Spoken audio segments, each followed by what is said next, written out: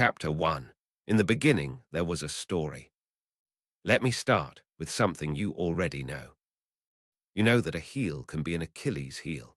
You know what it means to face a Herculean task, or to open a Pandora's box, or to be caught between a rock and a hard place, which is really a memory of a monster and a whirlpool in a narrow strait. You know that an Odyssey is a long, difficult, transforming journey. You know that narcissism is named after a boy who could not stop looking at his own reflection. You know, in other words, quite a lot of Greek mythology already. You've just never been introduced to it properly. That's what this is, a proper introduction. Over the next couple of hours, I'm going to take you from absolutely nothing, no Greek, no background, no assumed reading, to a genuine working knowledge of the Greek myths, who the gods are, where they came from, what the heroes did, what happened at Troy, and why, roughly 3,000 years after some of these stories were first sung out loud by people who could not read or write, we are still telling them. So let's begin with the obvious question. What actually is Greek mythology? Here is a definition to hold on to.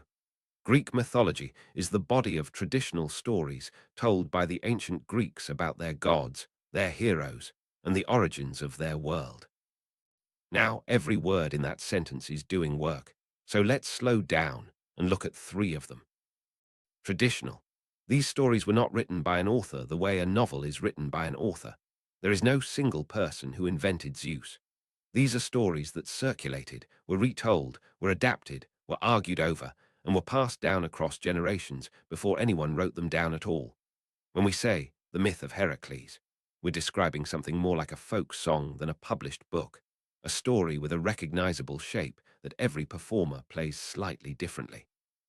Stories, not scripture. This is one of the most important things to understand at the very start, and it's the thing beginners most often get wrong. Greek mythology was not a holy book. There was no Greek Bible, no fixed canon, no central religious authority deciding which version was correct. Different cities told different versions. Poets changed details to suit their audiences. Playwrights rewrote endings. And critically, nobody was excommunicated for it. The ancient Greeks, not one people in one place at one time. We're talking about a civilization spread across the Greek mainland, the Aegean Islands, the coast of what is now Turkey, southern Italy, Sicily, North Africa, and the shores of the Black Sea, across a span of well over 1,000 years. Athens and Sparta were as different from each other as two neighboring countries today. So when I say the Greeks believed, please hear a quiet asterisk every single time. Some Greeks believed. Some Greeks argued. Some Greeks laughed. That last point leads to the question I get asked more than any other. Did they actually believe it? The honest answer is, it's complicated, and the question itself is slightly the wrong shape. For most ancient Greeks, the gods were simply real. Not real in the sense of I have carefully weighed the evidence and concluded that Poseidon exists, but real in the way that weather is real, or luck, or the sea. You didn't need to believe in Poseidon any more than you needed to believe in the ocean. You needed to respect him. Greek religion was overwhelmingly about practice, not doctrine, about sacrifice, festival, prayer, and ritual done correctly at the right time. What you privately thought about the gods' family arrangements was largely your own business. And the stories sat at a slight angle to that religion. A Greek could pour a libation to Zeus in the morning, and that afternoon watch a comedy in which Zeus is mocked as a philandering old fool, and feel no contradiction at all. Meanwhile, philosophers like Xenophanes were already complaining, as early as the 6th century BC, that Homer and Hesiod had attributed to the gods every shameful thing humans do: theft, adultery, deception. Plato, a century and a half later, wanted the poets' myths kept away from children. So there were skeptics, there were literalists, there were people who read the myths as allegories of natural forces, and people who thought the gods had been great kings later mistaken for divinities. Ancient Greece contained the whole range of human attitudes toward its own traditional stories, exactly as our own culture does. Now, why should you care? I want to give you 3 reasons, and I want to be honest that the third is the real one. The first reason is practical. Greek mythology is a kind of skeleton key to Western culture. It is baked into the language you speak, the art in your museums, the plots of your films, the names of your planets, the vocabulary of psychology, and an enormous amount of literature from Virgil to Dante to Shakespeare to Joyce. Learn the myths, and a great deal of the cultural furniture around you suddenly stops being background and starts being legible. We'll spend a whole chapter on this later. The second reason is that they are magnificent stories. Really. Set aside the marble and the museum lighting, and what you have is a man who flies too near the sun, a woman who turns men to stone with a look, a hero who must clean a stable of impossible filth and does it by rerouting a river, a king who thought he could outwit death and now rolls a boulder up a hill forever. A musician so gifted he charms the god of the dead into releasing his wife, and then loses her because he looks back. These are not stories that survived because someone made them a school requirement. They survived because people wanted to hear them again. And the third reason, the real one, is that the Greeks used these stories to think with. That's the thing I most want you to carry away from this book. Myth was the Greeks' technology for thinking about impossible questions. Why do we die? Why is there suffering in a world that also contains such beauty? What do we owe a stranger at our door? Is character destiny, or is destiny simply what happens to us? What does it cost a person to be great? Can a good person be destroyed by something that is not their fault? The Greeks did not answer those questions in essays. They answered them in stories. And this is the crucial part. They did not settle on single answers. They kept telling the stories differently. 3 different playwrights in a single city, in a single century, could take the same myth and reach 3 incompatible conclusions about it, and all 3 could win prizes. So a Greek myth is not a fable with a moral stapled to the bottom. It's an argument that never finished. A few practical notes before we begin properly. You are going to hear a lot of names. Do not try to memorize them. Genuinely, let them wash over you. The important figures will recur so often that they'll stick without effort, and the minor ones don't matter for a first pass. Nobody has ever been harmed by forgetting who Melampus was. You will also hear me say things like, in one version, and the more common tradition says. I'm not hedging out of cowardice. Variants are simply what myth is. There is no original correct version sitting in a vault somewhere. When a variant matters, I'll flag it and tell you where it comes from. And one more thing. I'll be using the Greek names throughout: Zeus, not Jupiter; Athene, not Minerva; Heracles, not Hercules. The Romans later adopted the Greek gods and matched them to their own, and a great deal of the art and literature you'll encounter uses those Roman names, so I'll give you the equivalents as we go. But we're doing this the Greek way. Right, the gods are waiting. But before we meet them, we need to answer a question that will make everything else make sense. How do we know any of this at all? Chapter 2. How do we even know this? Imagine, for a moment, that every book in the world vanished. Every printed page, every library, every hard drive. Everything is gone except what people carry in their heads. And now imagine that 400 years pass.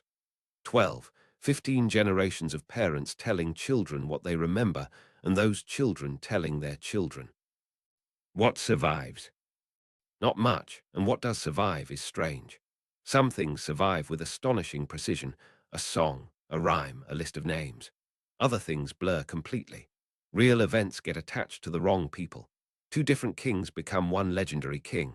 And underneath it all, some very old images persist, worn smooth like river stones, their original meaning long since rubbed away. That thought experiment isn't a metaphor. It's roughly what actually happened in Greece. Let's build the timeline. I'll keep the dates rough on purpose, because the scholarship keeps refining them, and because you don't need precision here, you need the shape.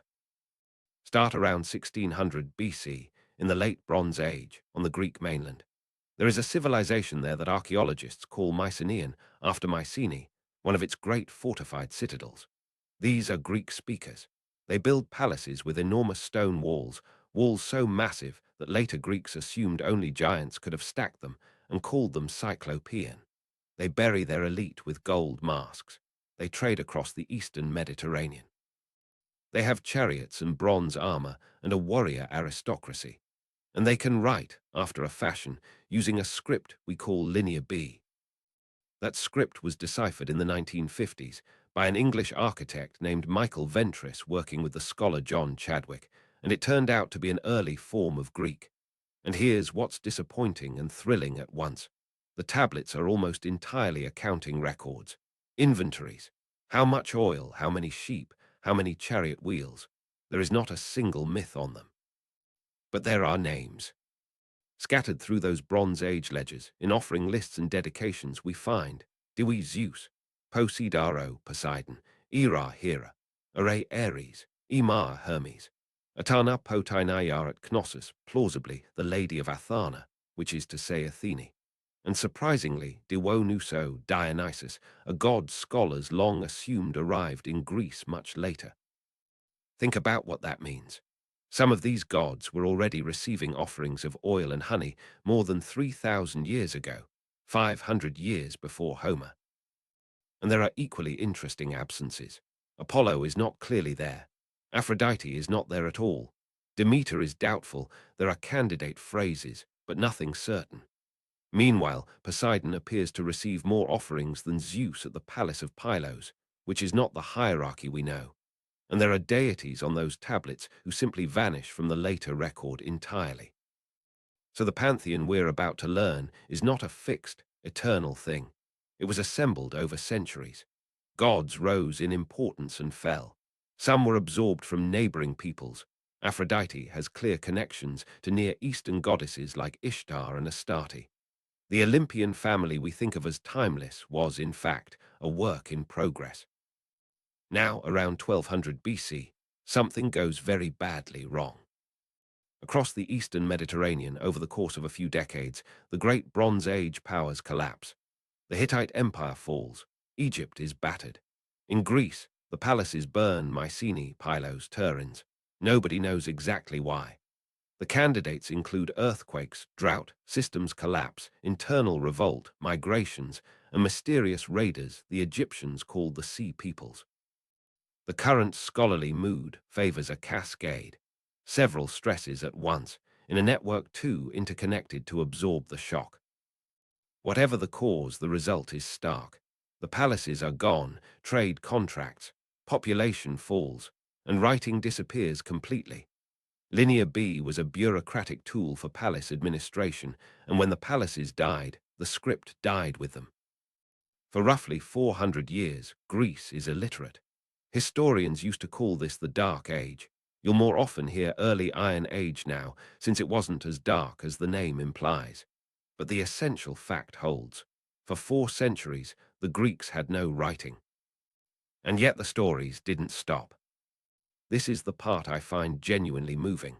Through those 400 silent centuries, 400 silent years, the stories were carried entirely by human memory, by singers. We know a fair amount about how that worked, thanks to a piece of detective work by 2 American scholars, Milman Parry and Albert Lord, in the 1930s. They noticed that Homer's poems are full of repeated phrases, not just occasionally, constantly. The wine-dark sea, rosy-fingered dawn, swift-footed Achilles, grey-eyed Athene, and these phrases fit the poetic meter in very specific, reusable slots. Parry's hypothesis was that this was the fingerprint of oral composition. So he and Lord went to what was then Yugoslavia, where illiterate village bards were still performing epic songs of enormous length, and they recorded them. And they found exactly the same thing. A bard doesn't memorize a fixed text. He learns a story, a meter, and a vast toolkit of ready-made phrases, and then he composes in performance, building each line as he goes, differently every time. That's what stands behind Homer, not a man at a desk. Generations of singers working a living tradition, keeping a set of stories alive with nothing but breath and rhythm and memory. Then, around 800 BC, the Greeks start writing again, and this time they borrow the alphabet from Phoenician traders and add something the Phoenicians didn't have: separate letters for vowels. It's a small change that makes the system dramatically easier to learn. And within a couple of generations, our 2 foundational texts appear. Homer first, 2 enormous poems, the Iliad and the Odyssey. composed somewhere in the 8th or 7th century BC, probably in the Greek-speaking cities on the coast of Asia Minor. Whether Homer was one person, two people, or a convenient name for a tradition is a question scholars have argued about for 250 years. It's called the Homeric question, and it has never been settled, and honestly you can enjoy the poems perfectly well without settling it. What matters for us is what these poems are and aren't. They are not mythology handbooks. The Iliad covers a few weeks in the 10th year of the Trojan War and is really about one man's rage. The Odyssey is one man's journey home. Both poems assume you already know the surrounding myths. They refer to figures and events casually, in passing, the way a modern novel might mention the Titanic. So Homer is a window into a myth world that was already old and already rich when he sang. Hesiod second, and probably around the same time, roughly 700 BC. Hesiod is different in a way that matters enormously. Where Homer is a voice with no biography, Hesiod tells us about himself. He says he was a farmer in Boeotia, in a village called a scra, which he describes with wonderful sourness as miserable in winter, unbearable in summer, and never any good. He says the Muses appeared to him while he was tending sheep on Mount Helicon and gave him the gift of song. He complains at length about a lawsuit with his brother Perses over their father's estate. Hesiod gives us two crucial poems. The Theogony, literally, the birth of the gods, is our single most important source for Greek creation myth. How the cosmos began, where the gods came from, and how Zeus came to rule. The Works and Days is a poem of farming advice and moral instruction, and it's where we get both the story of Prometheus and the story of Pandora. Here's the thing to hold on to. Hesiod's Theogony is not the Greek creation myth. It's Hesiod's version, one poet's attempt, around 700 BC, to organize a mass of inherited local traditions into a single coherent genealogy. It became the standard because it was early, comprehensive, and good. But it was a synthesis, not a revelation. After Homer and Hesiod, the sources multiply, and I'll introduce them briefly so you recognize the names when they come up. The Homeric hymns, despite the name, not by Homer, are a collection of poems to individual gods, composed over several centuries. The long hymn to Demeter is our best source for the abduction of Persephone. The lyric poets, especially Pindar in the 5th century BC, wrote victory odes for athletes that thread mythological material through them, often correcting versions Pindar considered slanderous to the gods. The Athenian tragedians, Aeschylus, Sophocles, and Euripides, all working in the 5th century BC, are among our richest sources and among the trickiest. They took myths and reshaped them for the theatre with tremendous freedom. Sophocles, Oedipus the king, Euripides, Medea, Aeschylus, Auster. These are not neutral recordings of tradition. They are powerful, opinionated works of art that in several cases permanently change the myth for everyone afterwards. When you hear a version that feels psychologically modern and devastating, check whether it's from a tragedian. Then, in the 3rd century BC, Apollonius of Rhodes wrote the Argonautica, our fullest account of Jason and the Golden Fleece. Later still, in the 1st or 2nd century AD, someone compiled a Greek handbook called the Bibliotheca, or library, a systematic summary of the whole mythological corpus. It's traditionally credited to Apollodorus, a scholar of the 2nd century BC, but the dating doesn't work, so scholars now call the author Pseudo-Apollodorus. It's an invaluable book, dry, orderly, and comprehensive, where the poets are selective. When you want to know what the standard version was, this is often where you look. And a special word for a Roman. Ovid, writing in Latin around the time of Christ, produced the Metamorphoses, a 15-book poem of transformations that is by far the most influential single source of Greek myth in Western art. If you know a myth from a painting, you probably know Ovid's version. But be careful. Ovid is a sophisticated Roman poet writing centuries after the material was fresh, with his own agenda, wit, and taste for the erotic and the grotesque.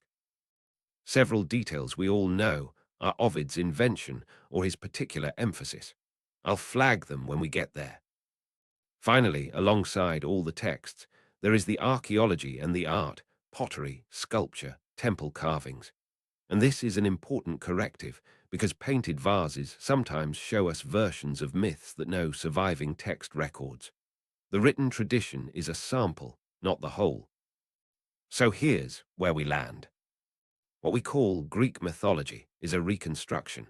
It's assembled from poems, plays, handbooks, hymns, scholarly footnotes, and painted pots, produced across more than 1,000 years by people who disagreed with each other and were not trying to produce a unified system.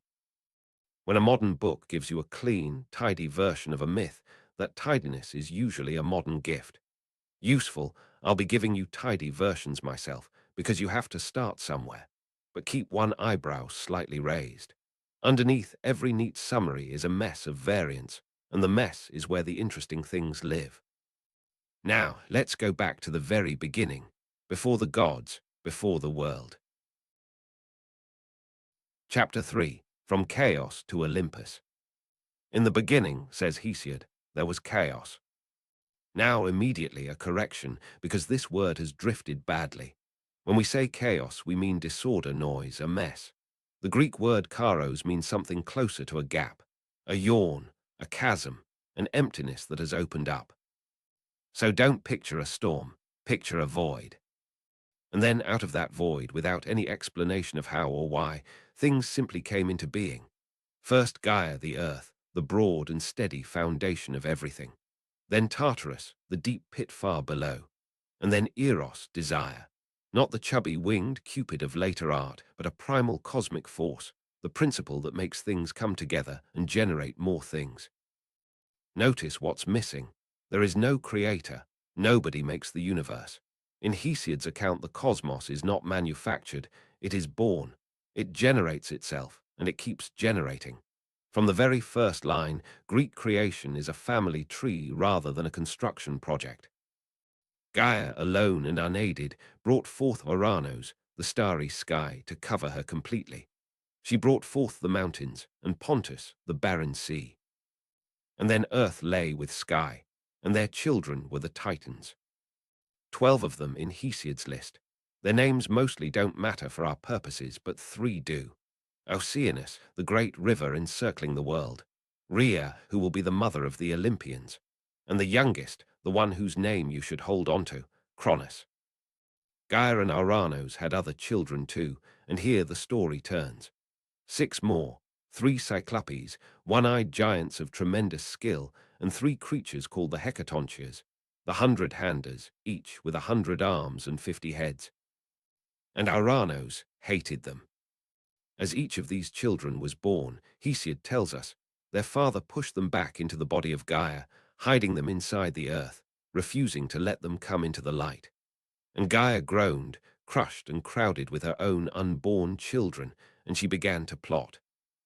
She made a sickle of grey adamant, and she called her children together, and she asked which of them would punish their father. They were all afraid, all except one. Cronus said, I will do it. So Gaia hid him, and gave him the sickle. And when Oranos came at nightfall and lay upon the earth, Cronus reached out from his hiding place and castrated his father with a single stroke, and flung what he had cut away behind him. It is an astonishing thing to find at the foundation of a culture. The universe begins with a child mutilating a parent. And even the discarded parts generated life. Where the drops of blood fell on the earth, Gaia conceived the Erinyes, the Furies, who punish crimes against blood kin, and who are therefore, appropriately, born from a crime against blood kin. Also the giants and the ash tree nymphs. And where the severed flesh fell into the sea, a white foam gathered around it, and from that foam rose a goddess. She drifted to Cyprus, and where she stepped ashore grass grew beneath her feet, and she was Aphrodite, a name Hesiod connects to Aphras, the Greek word for foam. Now, this is one of those places where I should stop and flag a disagreement, because it's a good example of how myth actually works. Homer doesn't tell this story. In the Iliad, Aphrodite is simply the daughter of Zeus and a goddess named Dione, an ordinary Olympian daughter with ordinary parents. So we have 2 completely incompatible origins for the same goddess, both from our earliest and most authoritative sources, and no way to reconcile them. That's not a flaw in the tradition.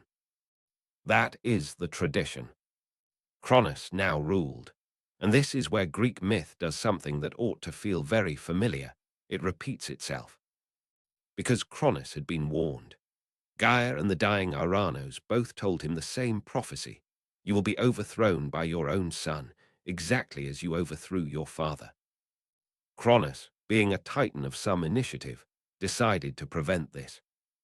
He married his sister Rhea, and she bore him children, Hestia, Demeter, Hera, Hades, Poseidon.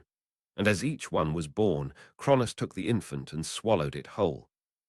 5 children, swallowed alive, sitting in the belly of their father. And Rhea, when she was pregnant with the 6th, went to her parents and begged for help. They sent her to Crete, and there, in a cave on a mountainside, she gave birth in secret to a boy. And then she went back to Cronus and handed him a large stone wrapped in swaddling clothes. And he swallowed it without looking. The child grew up hidden in the cave, nursed, in one lovely version, by a goat called Amalthea, and guarded by warrior spirits called the Curites who danced and clashed their spears against their shields, so that the crying of a baby would never reach his father's ears. The child's name was Zeus. When he was grown, Zeus came back, and by some trick, Hesiod is vague, later sources say a drugged drink, sometimes with the help of the titaness Metis, he forced Cronus to vomit up everything he had swallowed. Out came the stone first, then out came Zeus's brothers and sisters, fully grown, alive, and extremely angry. And then there was war. The Greeks called it the Titanomachy, the Battle of the Titans, and Hesiod says it lasted 10 years without either side gaining an advantage. Titans on Mount Othrys, the young gods on Mount Olympus, a stalemate that shook the world. What broke it was an alliance. Zeus went down into the earth and released the prisoners that Aranos and then Cronus had kept chained in the darkness, the Cyclopes and the Hundred-Handers. He gave them food and drink and freedom, and in gratitude they gave him the thing that would decide everything. The Cyclopes were smiths, and they forged for Zeus the thunderbolt. Hesiod's description of the final battle is one of the great passages of ancient poetry, the sea boiling, the earth shuddering, the air filled with a heat so intense it seemed as though sky itself had come crashing down on earth. The Hundred-Handers hurled 300 boulders at a time, darkening the sky, and Zeus threw the lightning.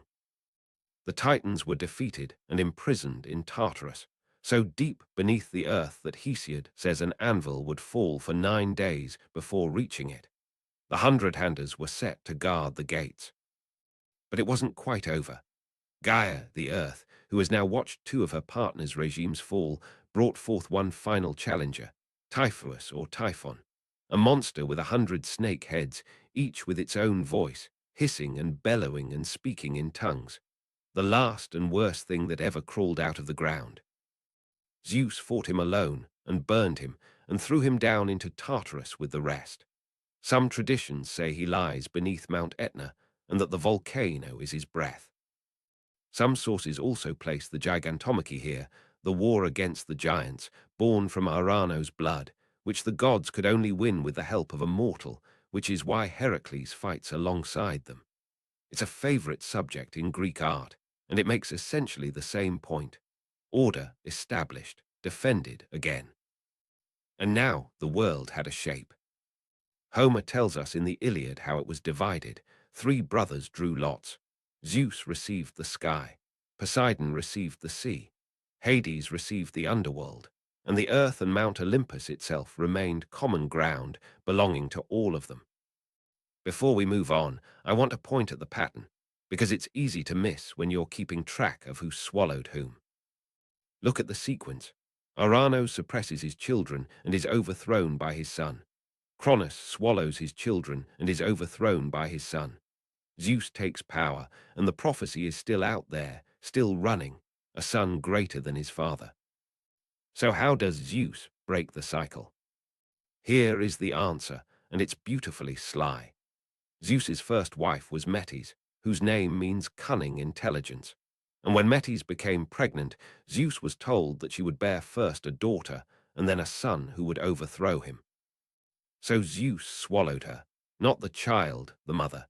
He absorbed cunning intelligence into himself, and it became part of him. His father's mistake was to swallow the threat. Zeus swallowed the source, and the daughter was still born, but she was born out of Zeus's own head, fully armed, and she is Athene. That's how the cycle stops, not through greater strength, but through foresight, through the internalizing of wisdom. The Greeks were very clear that Zeus rules the world because he is the cleverest, not merely because he holds the lightning. One more thing worth knowing before we meet the family properly. These stories did not appear out of nowhere. In 1946, scholars deciphered a Hittite text from Bronze Age Anatolia, the Song of Kumarbi, and found a sky god deposed by a violent act involving his genitals, a swallowed generation, and a storm god who eventually takes the throne. There are related patterns in Babylonian and Hurrian material. The Greek succession myth, in other words, is part of a much older Near Eastern family of stories. It arrived in Greece through centuries of contact, trade, and shared story space across the Eastern Mediterranean, which is worth sitting with for a moment. When Hesiod sang about chaos and Gaia and the sickle of grey adamant, he was working with material that was already ancient, already passed hand to hand across languages and empires long before any Greek sang a word of it. Now, let's meet the gods. Chapter 4. Meet the family. Before I introduce anyone individually, I want to say something about what kind of beings we're dealing with. Because if you come to the Greek gods expecting the kind of god you may be more familiar with, you will be startled. The Olympians are not all powerful. They can be tricked, wounded, outvoted, and in a strange way bound by fate. In the Iliad, Zeus himself watches a mortal he loves walk toward death and considers saving him, and Hera tells him flatly that if he starts overruling destiny, the other gods will start doing it too. And Zeus lets it happen. He weeps blood, and he lets it happen. They are not all-knowing. They can be lied to. They are frequently the last to find out. And this is the big one. They are not good. Not evil either. That's the point. They are powerful, they are beautiful, they are immortal, and they are as petty, jealous, generous, vain, loyal, and vindictive as any human being you have ever met, only without the restraining influence of consequences. What makes a god is not virtue. 3 things make a god. They are deathless, they are ageless, and they have power over some domain of existence. So what do humans owe them? Not love, exactly, and certainly not the belief that they are morally admirable. What you owe a Greek god is honor, time, sacrifice, festival, respect, the acknowledgement of their sphere. Neglect a god and you will hear about it. Insult one and you will very much hear about it. Their home is Mount Olympus, a real mountain in northern Greece, the tallest in the country, its summit lost in cloud most days of the year.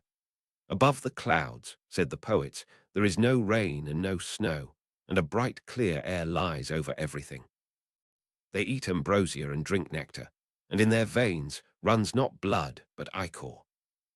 There are traditionally 12 Olympians, but the list is not fixed. The most common ancient count includes Hestia, goddess of the hearth. Later lists often replace her with Dionysus, sometimes explaining that she gave up her seat to keep the peace. It's a modern-friendly story with thin, ancient support, but the swap itself is real enough in the sources. I'll cover 14 figures and let you sort out the seating. Let's begin at the top. Zeus. Roman name, Jupiter. King of the gods, god of the sky, thunder, and, importantly, of order itself. His symbols are the thunderbolt, the eagle, the oak tree, and the aegis, a kind of terrifying goatskin storm shield. In art, he's a mature, powerful man with a full beard, often enthroned, often with an eagle at his side. Zeus rules by force, but also by right. His most important titles tell you what he actually presides over. Zeus Xenios, protector of guests and hosts, remember that one, it matters enormously later. Zeus Hawkios, guardian of oaths. Zeus Hyxios, protector of suppliants, the desperate who come begging for mercy. So Zeus is the guarantor of the social order. The bonds that hold a fragile world together, hospitality, promises, mercy to the helpless, those are his. And in the very same body of stories, he is a relentless, shape-shifting seducer of mortal women. His wife is Hera. His affairs are so numerous that ancient authors simply gave up on comprehensive lists. He came to Europa as a white bull and carried her across the sea to Crete, to Danae, locked in a bronze chamber as a shower of golden rain, to Leda as a swan, to Alcmene, disguised as her own husband, to Semele in his true divine form at her request, and it burned her to ash. Modern readers find this hard, and they should, but it's worth understanding what these stories were doing. Practically every important Greek family and every city claimed descent from a god. Those genealogies were the aristocracy's title deeds. Zeus's staggering promiscuity is, among other things, the accumulated boasting of hundreds of separate communities, each insisting their founder was fathered by the king of the gods. Whether the ancients also found these stories troubling is a real question, and at least sometimes, yes. Aeschylus wrote a whole tragedy about Zeus's pursuit of Io and the suffering it caused her. The tradition was capable of looking at itself. Hera, Roman name, Juno. Queen of the gods, goddess of marriage and of women's lives, and Zeus's sister as well as his wife.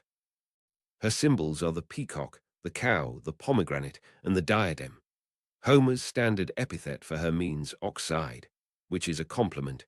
It means large, dark, beautiful eyes. Popular culture has reduced Hera to a jealous nag, and that's genuinely unfair. Her worship was among the most ancient and important in Greece. She has vast temples at Samos and Argos, and as we saw, her name is on the Bronze Age tablets. She is the goddess of the marriage bond itself, of legitimate union and legitimate succession. Which is precisely why the myths make her furious. Hera embodies the sanctity of marriage, and she is married to the single least faithful being in the cosmos. Her rage isn't a character flaw pasted on for comedy. It's the structural contradiction at the heart of Olympus. And her rage is formidable. She persecuted Heracles from infancy. His very name means glory of Hera, which is either a placating gesture or one of the great ironies. She hounded Leto across the world so she could find nowhere to give birth. She drove Io mad and set 100-eyed watchmen over her. When Semele was pregnant with Dionysus, it was Hera, disguised as an old nurse, who whispered the suggestion that destroyed her. Cross Hera, and she does not forget. Poseidon. Roman name, Neptune. God of the sea, of earthquakes, and of horses, Zeus's brother. His symbol is the trident. His creatures are the horse, the bull, and the dolphin. He looks much like Zeus, bearded, powerful, and the reliable way to tell them apart in art is the weapon. Poseidon has a temperament like the sea he rules, calm 1 hour and catastrophic the next. His epithet is earth-shaker, and in a country as seismically active as Greece, that is not a metaphor. He contested Athens with Athene. The story goes that each offered the city a gift. Poseidon struck the Acropolis with his trident, and a saltwater spring welled up. Athene planted an olive tree. The Athenians chose the olive, food, oil, wood, trade, and Athene took the city and gave it her name. Poseidon, predictably, flooded the plain in a rage.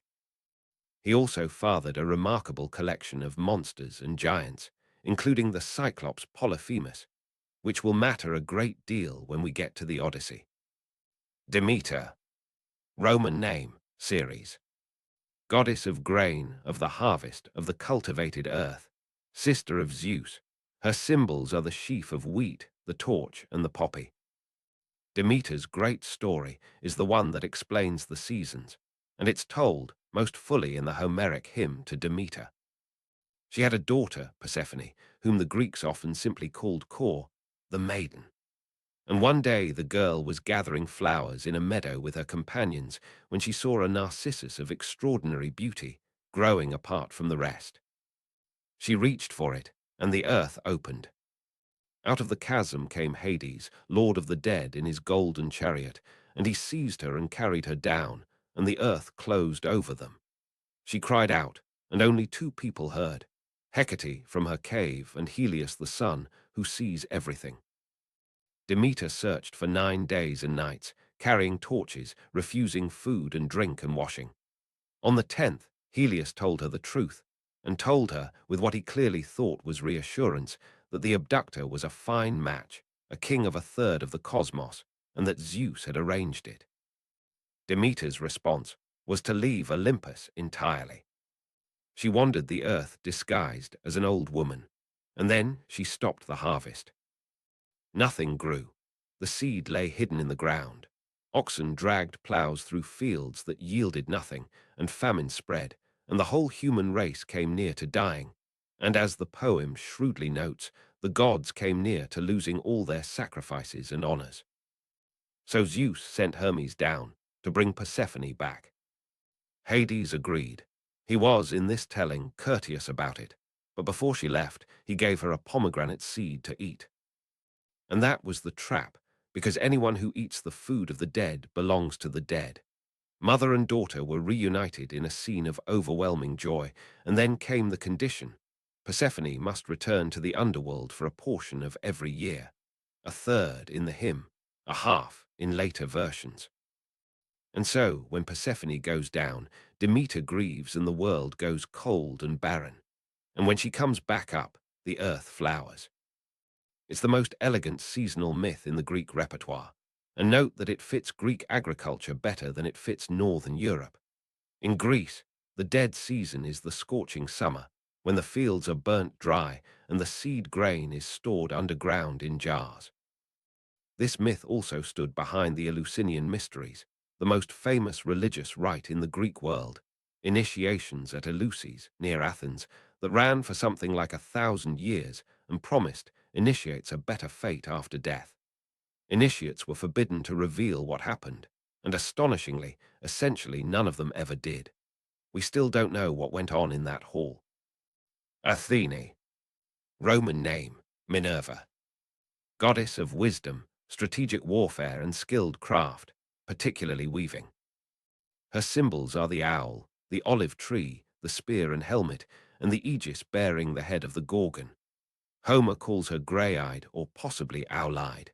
The Greek is ambiguous, and translators have fought over it for centuries. Her birth we've already met. Swallowed mother, splitting headache, Hephaestus with an axe, and Athene springing out fully grown and fully armed with a war cry. It's one of the most popular scenes in early Greek art. She is a virgin goddess, permanently unmarried, and she is the closest thing the Greeks have to a god who reliably helps mortals. She is the patron of Odysseus, whose cleverness delights her. She guides Perseus. She backs Heracles. She is the divine ally of the hero who thinks. Distinguish her carefully from Ares. Both are war deities, but they are opposites. Ares is the experience of battle, the blood, the noise, the slaughter. Athene is the conduct of war, strategy, discipline, the defense of the city. When they meet on the battlefield in the Iliad, Athene knocks him flat with a rock.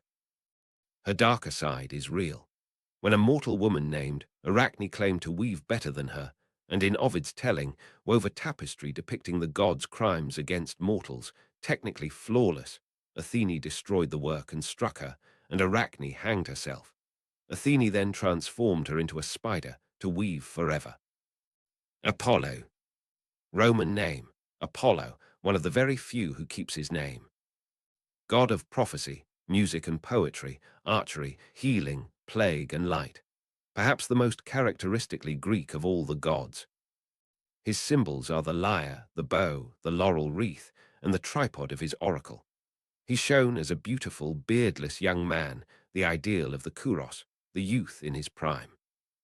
Apollo and his twin sister Artemis are the children of Zeus and the Titaness Leto. Hera, in a fury, forbade any land under the sun to give Leto shelter for the birth, and she wandered in agony until she came to Delos, a barren floating rock that had nothing to lose. There, after 9 days of labor, she gave birth. Delos became one of the holiest sites in the Greek world.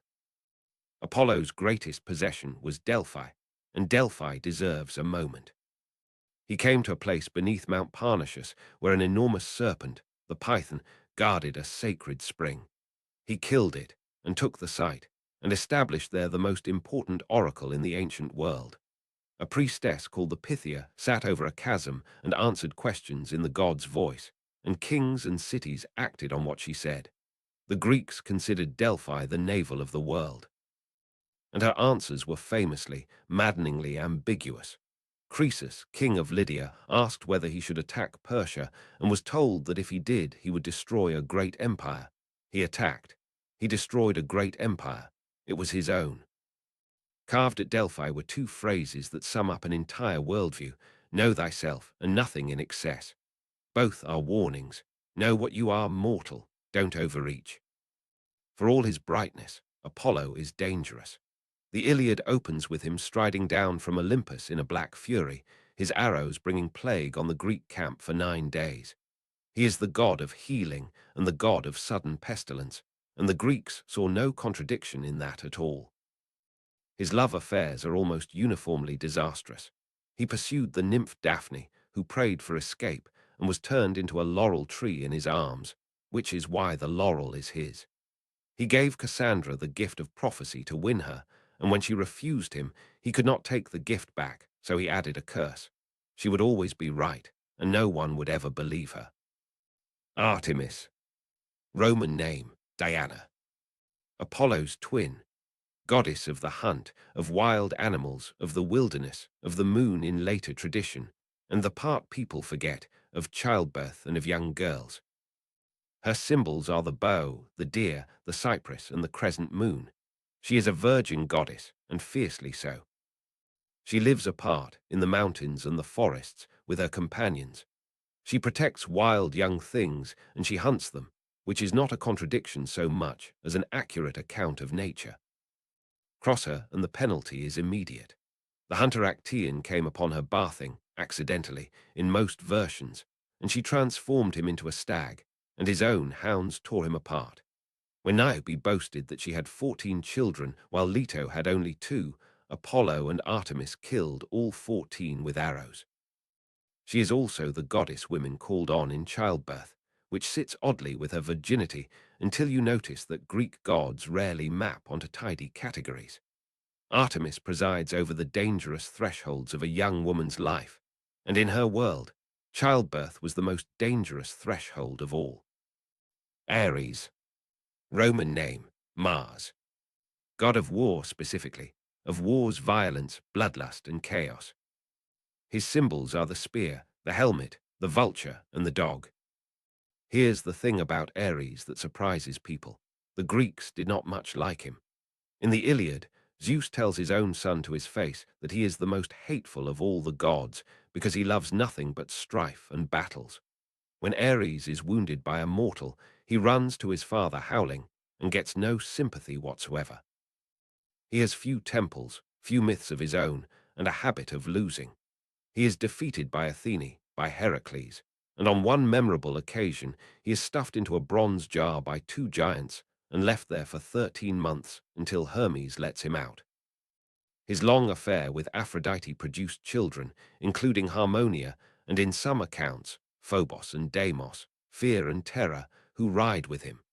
That affair also produced the most famous piece of comedy in Greek myth, which we'll come to in a moment. Note the contrast with Rome. The Romans took Ares, called him Mars, and promoted him, a dignified god of Roman military virtue, father of Romulus, second only to Jupiter. The same god, a completely different reputation.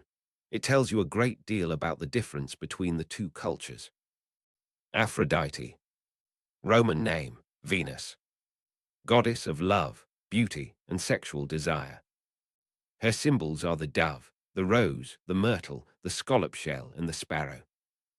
We've already noted her 2 incompatible origins, born from sea foam after the castration of Uranos, or the daughter of Zeus and Dione. Some ancient thinkers, including Plato, made a virtue of the confusion, distinguishing a heavenly Aphrodite of spiritual love from a common Aphrodite of physical desire. She's married to Hephaestus, the lame smith god, in an arrangement nobody pretends is happy, and she is conducting an open affair with Ares. Hephaestus found out from Helios, who sees everything, and rather than confront them, he went to his forge and made a net of chains so fine it was invisible and so strong nothing could break it, and he fixed it above the bed. Then he announced he was going away to Lemnos. Ares was there within the hour, and in the middle of the night the net dropped, and the two of them were caught, tangled together, unable to move. Then Hephaestus threw open the doors, and called in all the gods to look. And in Homer's telling they came, and they stood in the doorway, and they laughed, a laughter Homer calls unquenchable. And one of them turned to Hermes, and asked whether he'd be willing to endure that humiliation to be in Ares's position. And Hermes said he'd take 3 times the chains, and the goddesses watching too. Aphrodite's most consequential act comes at a wedding, when a golden apple is thrown among the goddesses. But we'll save that for Troy. Her most tender myth is her love for the mortal Adonis, killed by a boar, a story with unmistakable Near Eastern roots, connected to the worship of Adon and Tammuz, and a reminder of how much of Aphrodite came into Greece from the east. Hephaestus. Roman name, Vulcan. God of fire, forges, metalworking and craftsmanship, the divine artisan.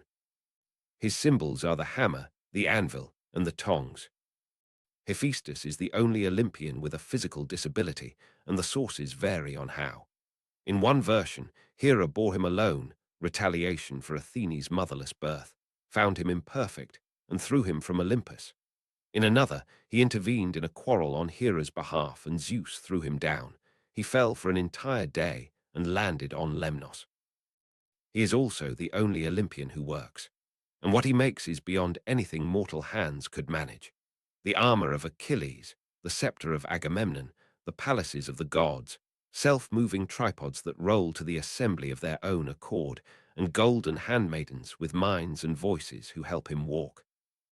There's a marvelous story of his revenge. He sent Hera a beautiful golden throne, and when she sat in it, invisible bonds seized her. No god could free her. Only Hephaestus knew the trick, and he refused to come. In the end, Dionysus got him drunk and brought him back on the back of a mule, a scene Greek vase painters loved. Homer treats him with unusual affection. He is the one figure on Olympus who is genuinely kind, and the gods' laughter at him is not entirely cruel. Hermes. Roman name, Mercury. God of travelers, merchants, thieves, boundaries, heralds, and language, messenger of the gods and the guide of souls to the underworld. His symbols are the caduceus, the staff with 2 entwined snakes, winged sandals, a winged traveler's hat, and the tortoise. The Homeric hymn to Hermes is the funniest thing in Greek religious literature. Hermes is born in a cave in the morning. By midday he has crawled out, found a tortoise, killed it, and invented the lyre by stringing cowgut across its shell. By evening he has walked to Pieria and stolen 50 of Apollo's cattle, driving them backwards so the tracks point the wrong way, wearing improvised sandals to disguise his own prince. Then he goes home and gets back in his cradle and pretends to be a baby. Apollo tracks him down anyway, and the case goes to Zeus, who is unable to stop laughing. It ends in reconciliation. Hermes hands Apollo the lyre, Apollo hands Hermes the cattle and a golden staff, and the two become friends. Hermes is the god of crossings, of borders, of thresholds, of the passage between worlds. That's why he is the psychopomp, the one who leads the dead down. And it's why his image stood outside Greek front doors, a stone pillar with a head, and characteristically for the Greeks, a set of genitals. Dionysus. Roman name, Bacchus. God of wine, of ecstasy, of the theatre, and of divine madness. His symbols are the thyrsus, a staff tipped with a pine cone, the grapevine, ivy, the leopard, and the drinking cup. Dionysus is the outsider who belongs.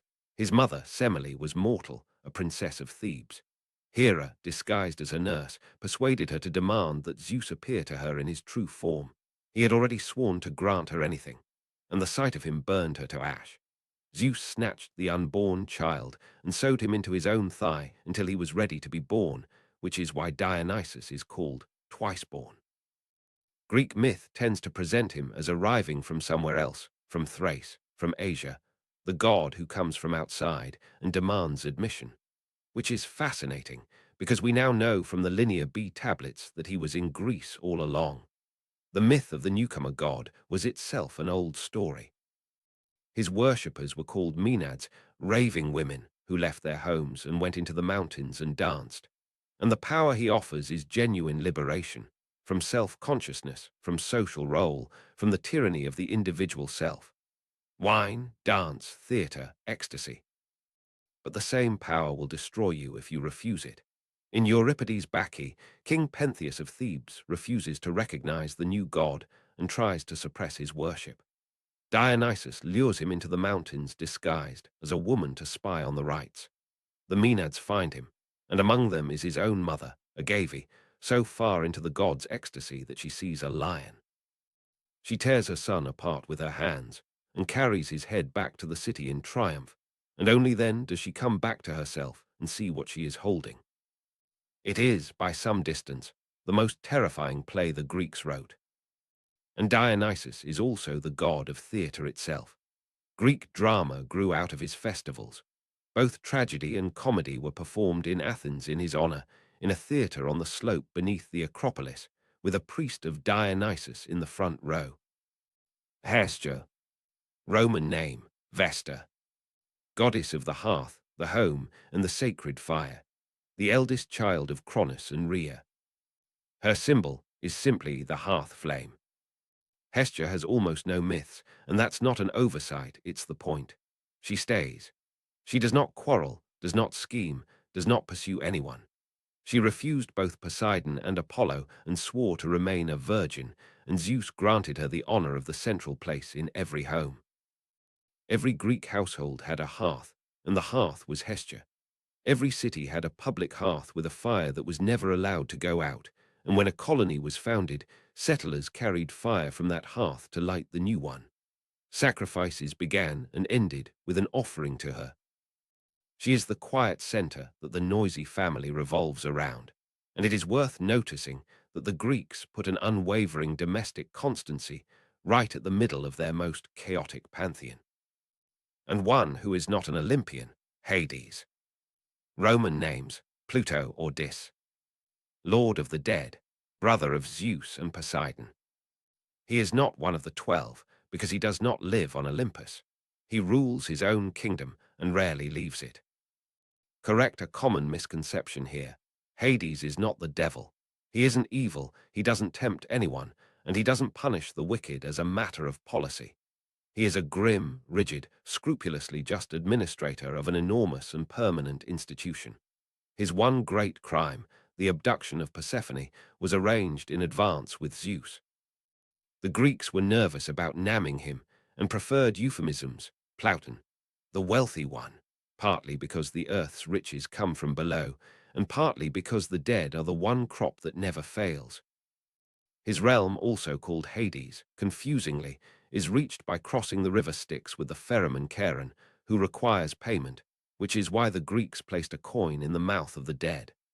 At the gate is Cerberus, the three-headed dog, who is friendly to those going in and implacable to anyone trying to leave. And here's what surprises modern listeners most. In the oldest layer of Greek belief, Hades is not a place of punishment. It's simply where everyone goes. The dead are shades, thin, grey, drained of strength, remembering little. In the Odyssey, Achilles' ghost says he would rather be a hired laborer working for a landless man in the sunlight than king over all the dead. Separate zones develop later and unevenly.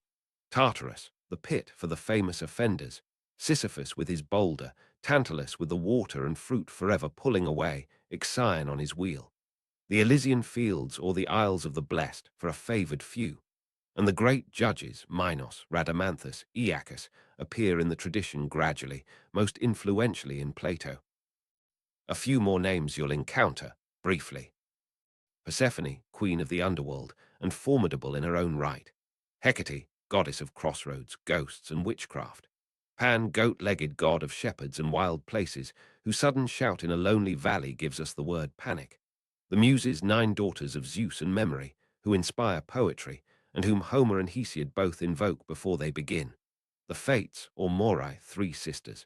Clotho, who spins the thread of a life, Lachesis, who measures it, Atropos, who cuts it. Nemesis, retribution against those who rise too high. Eris, strife, who will throw a golden apple. Iris, the rainbow and a messenger. Nike, victory. Helios, the sun, driving his chariot across the sky, distinct from Apollo in the earlier sources and merged with him only later. That's the family.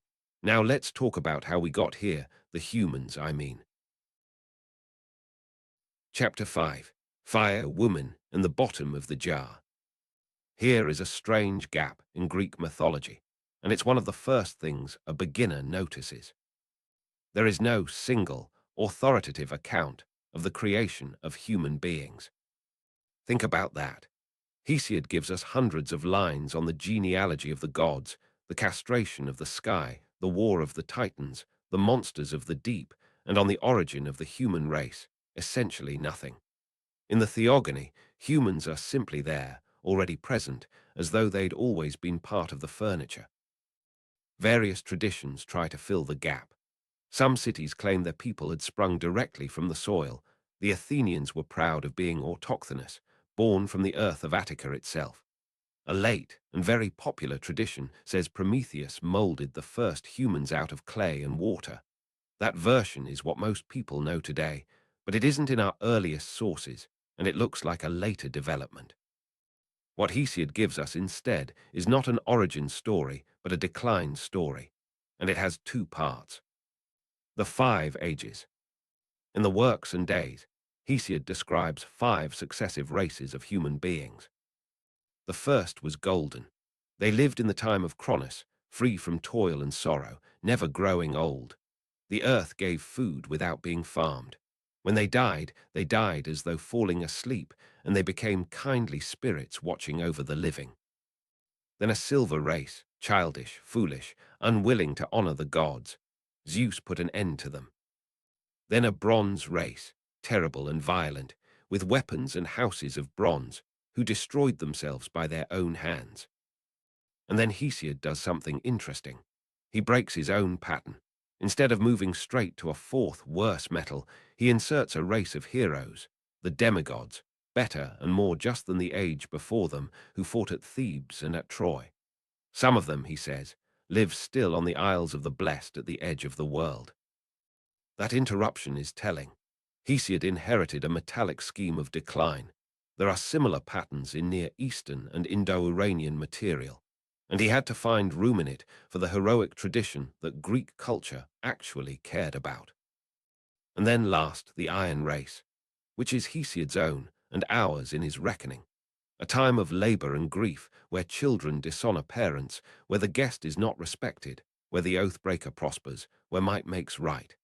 And Hesiod says, in one of the bleakest lines in ancient poetry, that he wishes he had died before it or been born after it. That's the frame. Now the story of how we got here. Prometheus.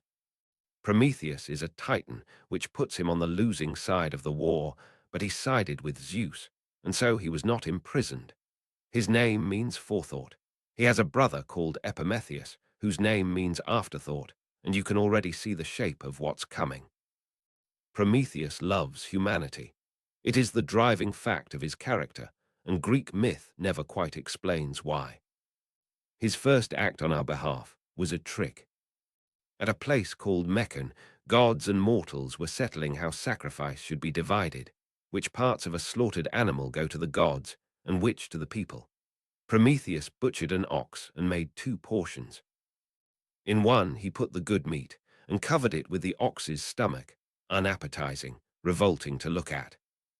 In the other he put the bare bones, and wrapped them in glistening white fat.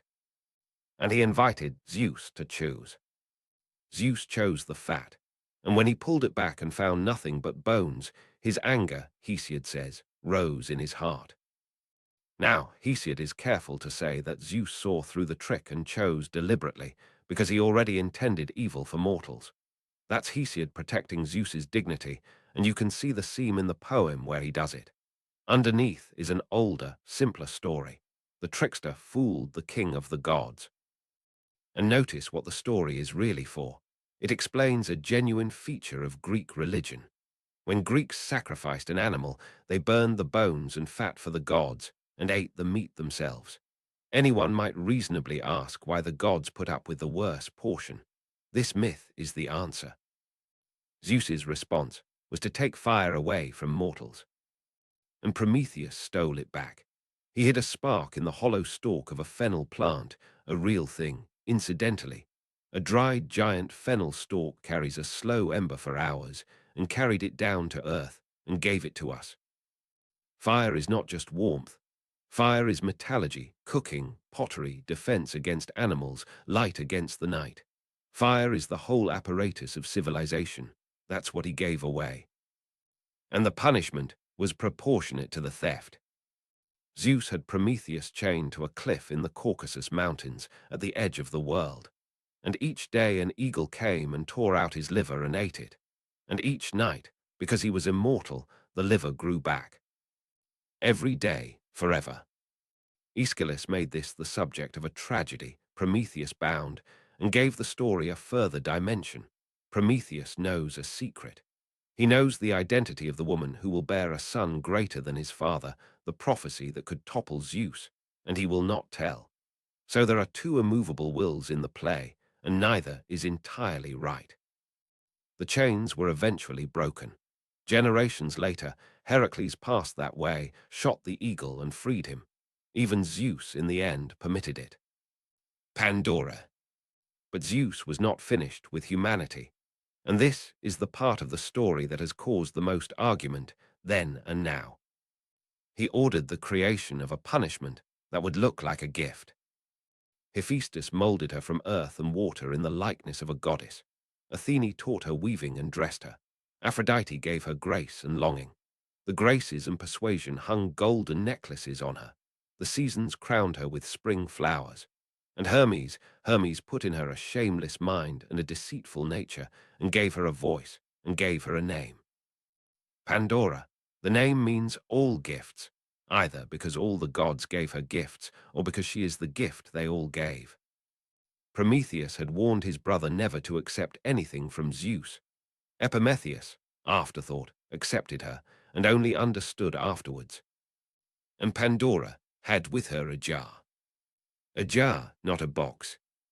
The Greek word is pithos, and a pithos is a large storage vessel, often as tall as a person, frequently sunk into the floor of a house, used for grain and oil and wine, and sometimes for burial. The box comes from the 16th century, when Erasmus, translating the story into Latin, rendered pithos as pixis, which means a small box. The mistake stuck so thoroughly that it displaced the original from the imagination of the entire Western world. It matters a little. A jar is a household object, and a jar of stored provisions is the very image of survival through a hard winter. When Pandora lifts the lid, she is opening the storeroom. And she does lift it. Out came everything that afflicts human life: sickness, toil, old age, grief. Hesiod says they scatter silently, wandering the earth day and night, because Zeus took their voices away, so they arrive without warning. She replaced the lid, but everything had escaped. Everything except one thing, which remained inside, under the lip of the jar. Elpis, hope, or expectation, the Greek word covers both. And now a genuine puzzle, one that scholars have argued about for centuries and have never resolved, because the story as Hesiod tells it can be read two opposite ways. Read 1. Hope stayed with us. Everything else flew out and infected the world, but hope remained in our keeping, the one blessing that survives, the thing that lets us endure the rest. Read 2. Hope was trapped. It's in the jar with the evils, which suggests hope is one of them, and in fact there's a strand of Greek thought that regards hope as a curse, the delusion that keeps people striving in a world that will not reward them. On this reading, Pandora sealed away the one thing that might have consoled us. We got the evils, and we didn't even get hope. Hesiod doesn't tell us which. It's possible he was working with an older story whose logic he no longer fully understood. It's also possible that the ambiguity is exactly the point. I should say plainly that this is a misogynist story. Hesiod says so himself. At some length, he goes on about the burden of wives in terms that are hard to read charitably. Pandora is punishment, and she is the origin of women as a category, and the parallel with other ancient traditions in which the first woman brings suffering into the world is obvious and has been noticed for a very long time. You can note that and still find the story extraordinary. It's the Greeks confronting the question that every culture confronts. Why is life so hard? And their answer is not that we sinned. It's that we were given something, fire, knowledge, the means of civilization, and that everything we have came with a price attached, and that the price and the gift arrive together and cannot be separated. And one flood. One footnote before we move on, because the parallel is striking. The Greeks had a flood myth too. Zeus, disgusted with the wickedness of the bronze race, sent a deluge to drown humanity. Prometheus warned his son Deucalion, who built a chest and floated on it with his wife Pyrrha for 9 days until they came to rest on a mountaintop, Parnassus, in most versions. They were the only survivors, and they asked an oracle how to restore the human race and were told to throw the bones of their mother behind them. They were horrified until Deucalion understood. Their mother was the earth, her bones were stones. So they walked, throwing stones over their shoulders, and behind them the stones softened and took shape. The ones Deucalion threw became men. The ones Pyrrha threw became women. The word for people, laros, sounds like the word for stone, lars, and the Greeks like that. So, humanity, twice over, once from a jar of troubles, once from stones on a mountainside. The Greeks made us hardy and made us sorrowful, and never quite got round to explaining where we came from in the first place. Now to the heroes. Chapter 6, The Heroes. First, a definition, because the Greek word heroes does not mean what our word hero means. A Greek hero is not necessarily a good person. He is not defined by moral virtue, and he is very often not someone you would want to meet. Heracles murders his own children. Theseus abandons the woman who saved his life. Jason breaks every oath he swears. A Greek hero is someone of extraordinary power and stature, usually with one divine parent, whose deeds are so far beyond the ordinary that he stands between gods and men. And crucially, in actual Greek religion, a hero was a figure who received cult after death. There were shrines at their tombs, and offerings, and the belief that a hero's bones in your soil protected your city. So a hero is a category of power, not of goodness. Hold that in mind, and the stories stop being confusing. There's also a shape that recurs. Unusual birth, often with a divine father. Early danger, often from a king who has heard a prophecy, a journey, a monster, a helper, human or divine. A trial that requires wit as much as strength, and very often a homecoming that goes badly. Not every hero's story fits, but the family resemblance is unmistakable. Let's take 4. Heracles, the greatest of them all. The Romans called him Hercules, and that spelling is now so common in English that people are often surprised to learn it isn't the original. He was the son of Zeus and a mortal woman, Alcmene, whom Zeus visited disguised as her own husband, and so Hera hated him before he was born. She sent 2 serpents into his cradle. The infant Heracles strangled one in each hand. He grew into a man of unmatched strength, and he married a Theban princess named Megara, and they had children. And Hera sent madness on him. In his madness, he killed them, his wife in most versions, and his children, and when he came back to himself, he was standing in the wreckage of his own house. That is the beginning of the story of Heracles, not a quest for glory, a search for some way to live with what he had done. He went to Delphi, and the oracle sent him to serve his cousin Eurystheus, king of Tiryns and Mycenae, a small, frightened man who feared him, and to perform whatever labors the king set him. 10 labors, originally. It became 12, because Eurystheus disqualified 2 of them on technicalities. I'll go through them quickly, because the list is worth having, and I'll linger on the interesting ones. 1. The Nemean lion, a beast with a hide no weapon could pierce. Heracles' arrows bounced off it, so he cornered it in its cave and strangled it with his hands, and then, unable to cut the hide with any blade, skinned it using the lion's own claws. He wore that skin for the rest of his life. It's how you identify him in art. Lion skin, club, bow. 2. The Lernaean Hydra, a many-headed water serpent, cut off a head and 2 grow back. Heracles solved it with help. His nephew Iolaus followed him with a torch and cauterized each stump as it was cut. This is one of the labors Eurystheus refused to count, on the grounds that Heracles had assistance. He dipped his arrows in the Hydra's blood, which made them lethally poisonous, and that will matter later. 3. The Cyrenian Hind, a deer sacred to Artemis, with golden horns, faster than an arrow. This one is a labor of patience, not strength. He pursued it for a full year. 4. The Erymanthian boar, captured alive. The best part of the story is that when he brought it back, Eurystheus was so frightened he hid inside a large bronze storage jar. Greek vase painters loved that image. The terrified king, only his head visible, waving Heracles away.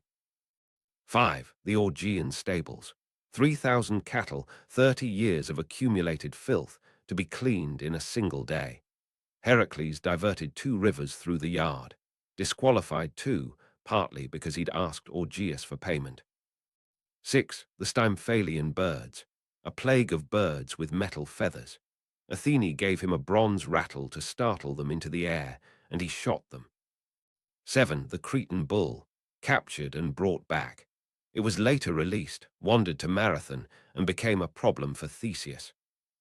8. The mares of Diomes, man-eating horses belonging to a Thracian king. Heracles solved this with grim symmetry. He fed the king to his own horses. 9. The belt of Hippolyta, queen of the Amazons. In one version, she simply agrees to hand it over, and then Hera stirs up a rumor among the Amazons that Heracles means to abduct her. A fight breaks out, and Hippolyta dies for nothing. 10. The cattle of Gion, a 3-bodied giant at the western edge of the world. On the way, Heracles was so exhausted by the heat that he shot an arrow at the sun, and Helios, impressed rather than offended, lent him a golden cup to sail in. 11. The apples of the Hesperides, golden apples at the world's end, guarded by nymphs and a dragon. Heracles found Atlas, who holds up the sky, and offered to take the burden while Atlas fetched the apples. Atlas came back and suggested that, on reflection, he deliver them himself, and Heracles could keep holding the sky. Heracles agreed pleasantly, and asked Atlas to take it back just for a moment while he adjusted his cloak. Atlas took it. Heracles picked up the apples and walked away. 12. Cerberus, go down into the underworld and bring back the 3-headed dog. Hades agreed on one condition, that Heracles overpower him without weapons. He did. He carried Cerberus up into the daylight, showed him to Eurystheus, who fled, and then took the dog back home. That's the 12. He did a great deal else besides. Fought at the Gigantomachy, freed Prometheus, wrestled death himself to save a friend's wife, sacked Troy a generation before the famous war. And his end came from something small. He was crossing a river with his wife Deianira, and a centaur named Nessus offered to carry her across, and then tried to assault her. Heracles shot him from the bank with a hydra-poisoned arrow. And the dying centaur, in his last breath, told Deianira to collect his blood, because it was a love charm. If Heracles' affections ever strayed, she should soak a garment in it.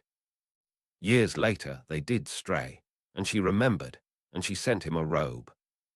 The blood was poison hydra venom in the centaur's veins. The robe burned into him and could not be pulled off without taking the flesh with it. And Heracles, who had never been defeated by anything, could not fight this. So he had a great pyre built on Mount Ota, and climbed onto it, and asked to be burned. And Zeus took him. The mortal part of Heracles burned away, and the divine part rose. He was brought to Olympus and made a god, the only hero to be fully deified, and reconciled at last with Hera, and married to Hebe, goddess of youth. Sophocles wrote a play about his death. Deianira, who loved him and who had no idea, kills herself when she learns what she has done. Perseus. An older story, and cleaner Perseus, is one of the few Greek heroes who get something close to a happy ending. His grandfather Acrisius, king of Argos, was told by an oracle that his daughter's son would kill him. So he locked his daughter Danae in a bronze chamber underground. Zeus came to her as a shower of golden rain. When the child was born, Acrisius couldn't bring himself to kill them directly. Kin murder brings the Furies. So he sealed mother and infant in a wooden chest and threw it into the sea. They washed ashore on the island of Seriphos, and a fisherman took them in. But the king of the island, Polydectes, wanted Danae, and the growing boy was in his way. So he devised a trap. He announced a banquet at which every guest must bring a gift, a horse. Perseus had no horse, and so, cornered into a boast, he said he would bring anything, even the head of the Gorgon Medusa. Which is exactly what Polydectes wanted to hear. There were 3 Gorgons, sisters with snakes for hair, and a gaze that turned any living thing to stone. 2 were immortal. Medusa was not.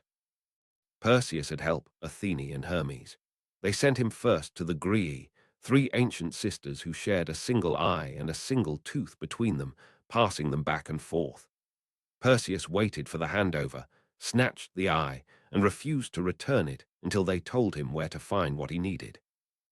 He was equipped, winged sandals, a special pouch to carry the head, and the cap of Hades, which makes the wearer invisible. Hermes gave him a curved blade of adamant. Athene gave him a polished bronze shield. And he flew to the Gorgon's lair, and he did not look at Medusa. He looked at her reflection in the shield and struck backwards and cut off her head. And out of her severed neck sprang 2 beings, Pegasus, the winged horse, and a warrior called Chrysaor, Medusa's children by Poseidon, who had been inside her all along. A word here, because Medusa's story has been widely retold recently, and the versions differ importantly.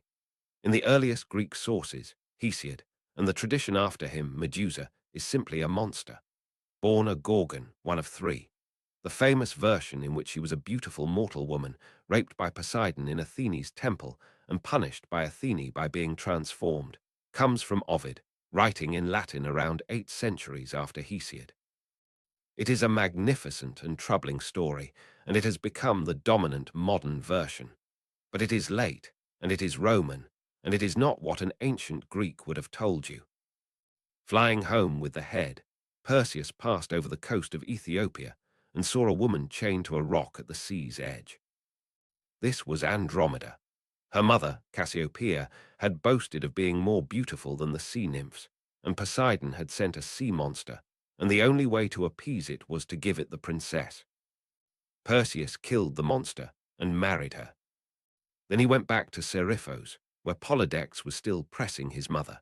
He walked into the hall, and he told everyone who was on his side to look away, and he raised the head.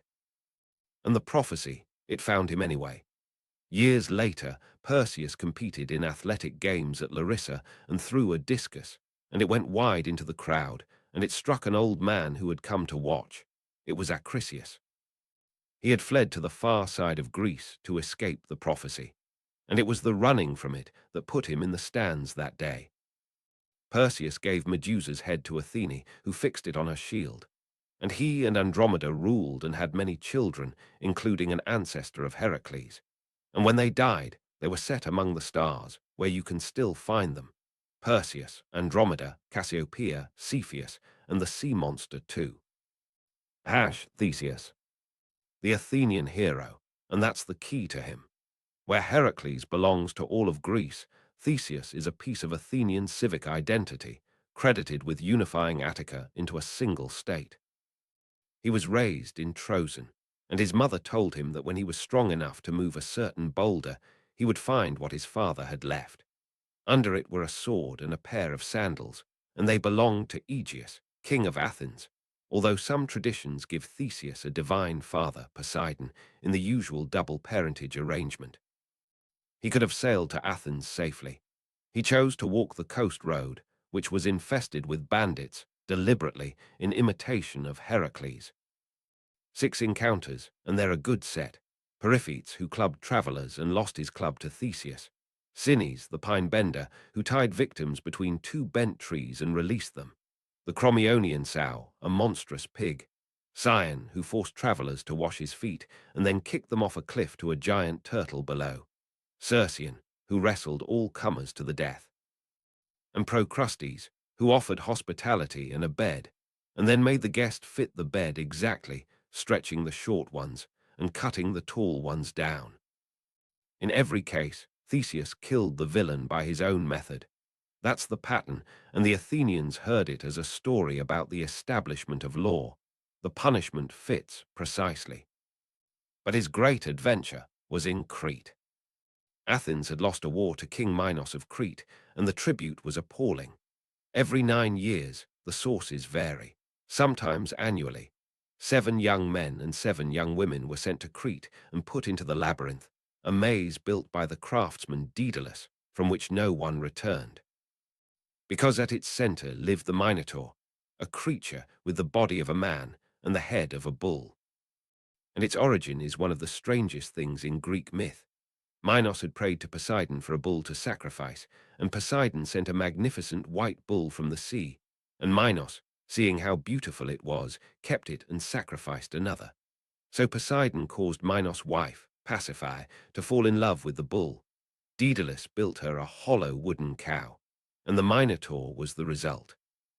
Theseus volunteered as one of the 14, and in Crete, Minos' daughter Ariadne fell in love with him and gave him a ball of thread.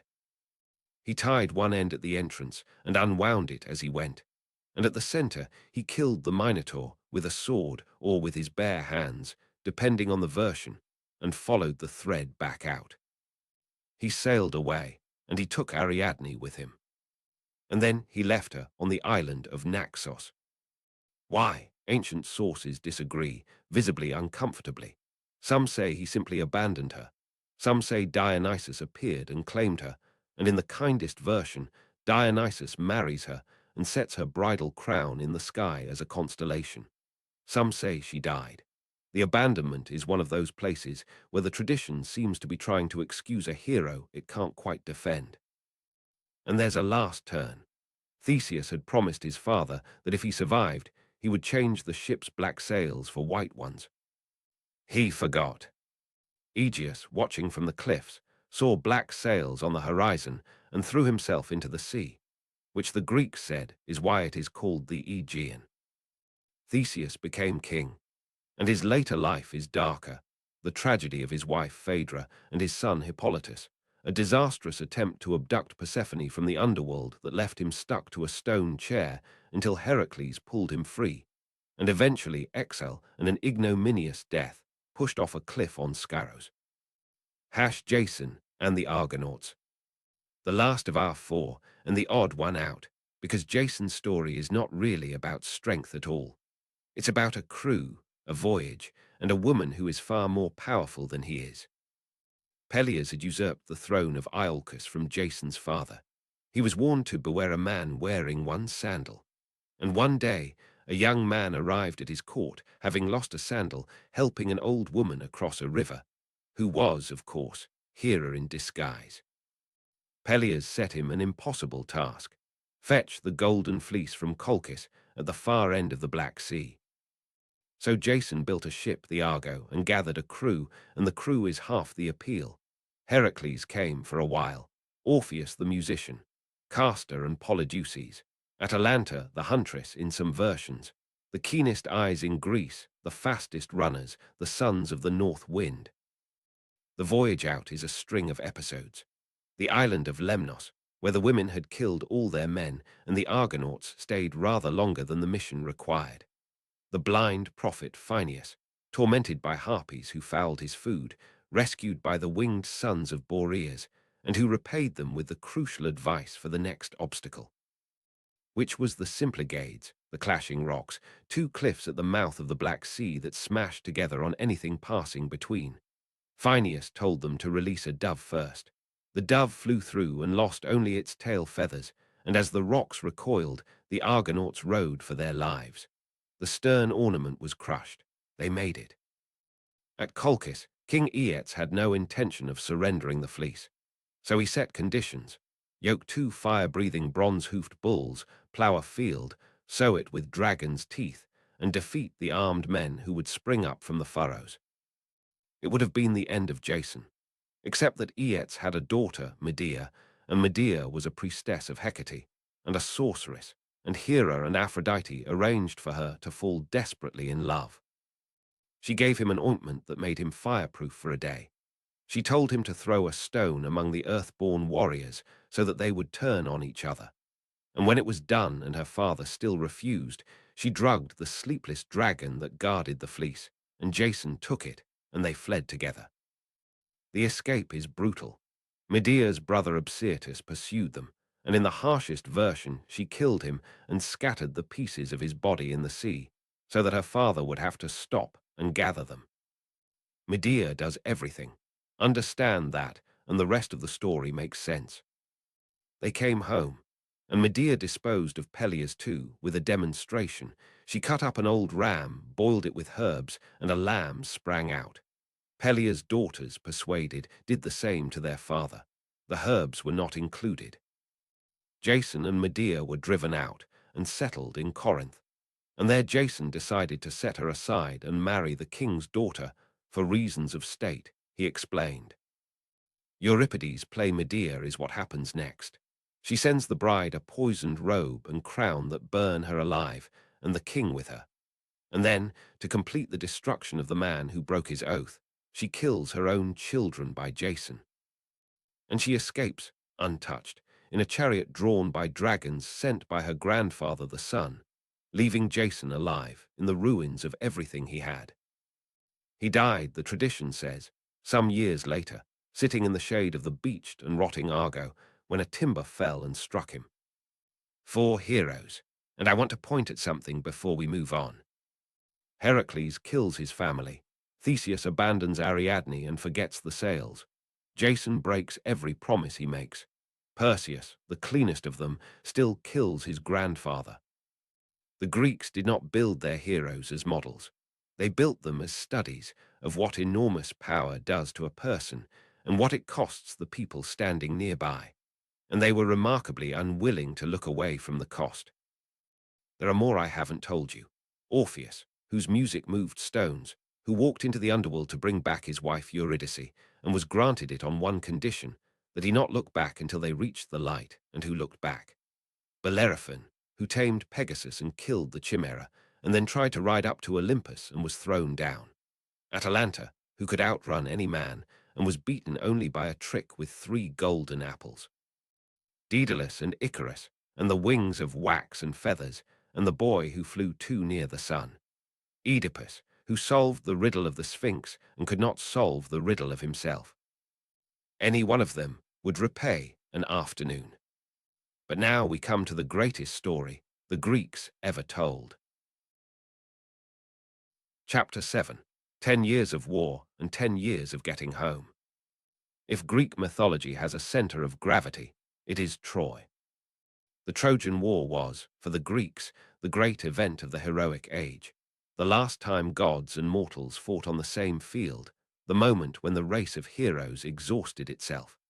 Nearly every major family in Greek myth has someone at Troy, and 2 of the greatest poems ever composed in any language grew out of it. A word on history first, since everyone asks. There is a real place.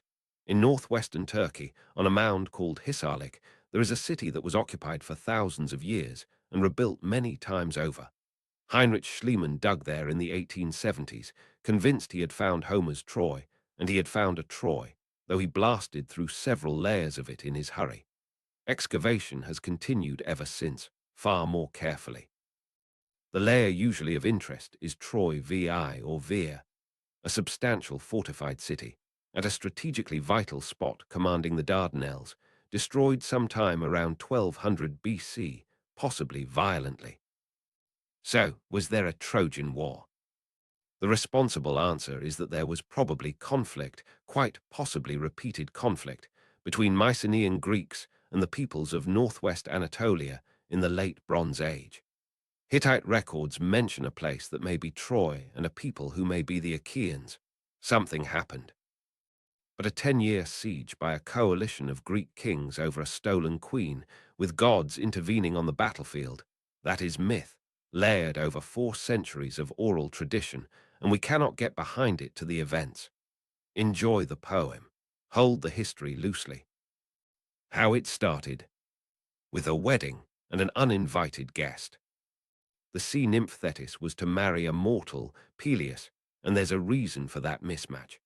Both Zeus and Poseidon had wanted her until they learned a prophecy. Thetis would bear a son greater than his father, so she was married off to a mortal as fast as decently possible. All the gods were invited, except Eris Strife. She came anyway, and she threw among the guests a golden apple inscribed with 2 words, "To the fairest." 3 goddesses claimed it, Hera, Athene, and Aphrodite. And Zeus, who is not a fool, refused to judge and sent the matter to a mortal, a young man tending sheep on Mount Ida, near Troy, who happened to be Paris, a son of King Priam. Each goddess offered him a bribe. Hera offered power, rule over all of Asia. Athene offered wisdom and victory in war, and Aphrodite offered the most beautiful woman in the world. He chose Aphrodite, and the war followed. The most beautiful woman in the world was Helen, daughter of Zeus and Leda, and she was already married to Menelaus, king of Sparta. And here Greek myth reveals its cleverness.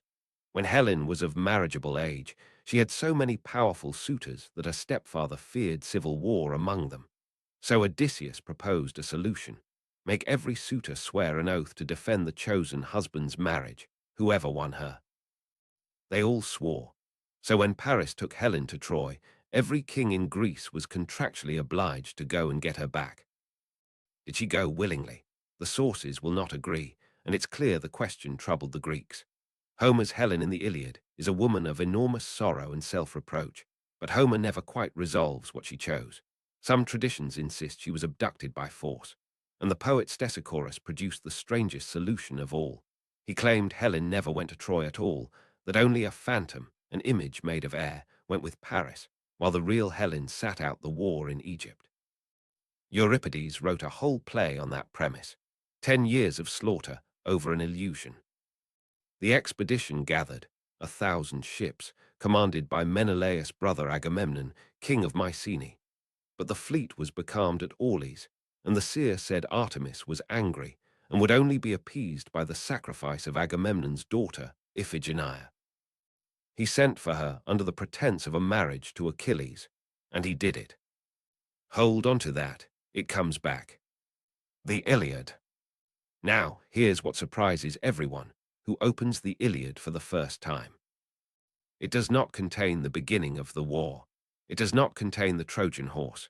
It does not contain the fall of Troy or the death of Achilles. The Iliad covers a few weeks in the 10th year, and its subject is announced in the very first word of the poem, rage, the rage of Achilles. Here's what happens.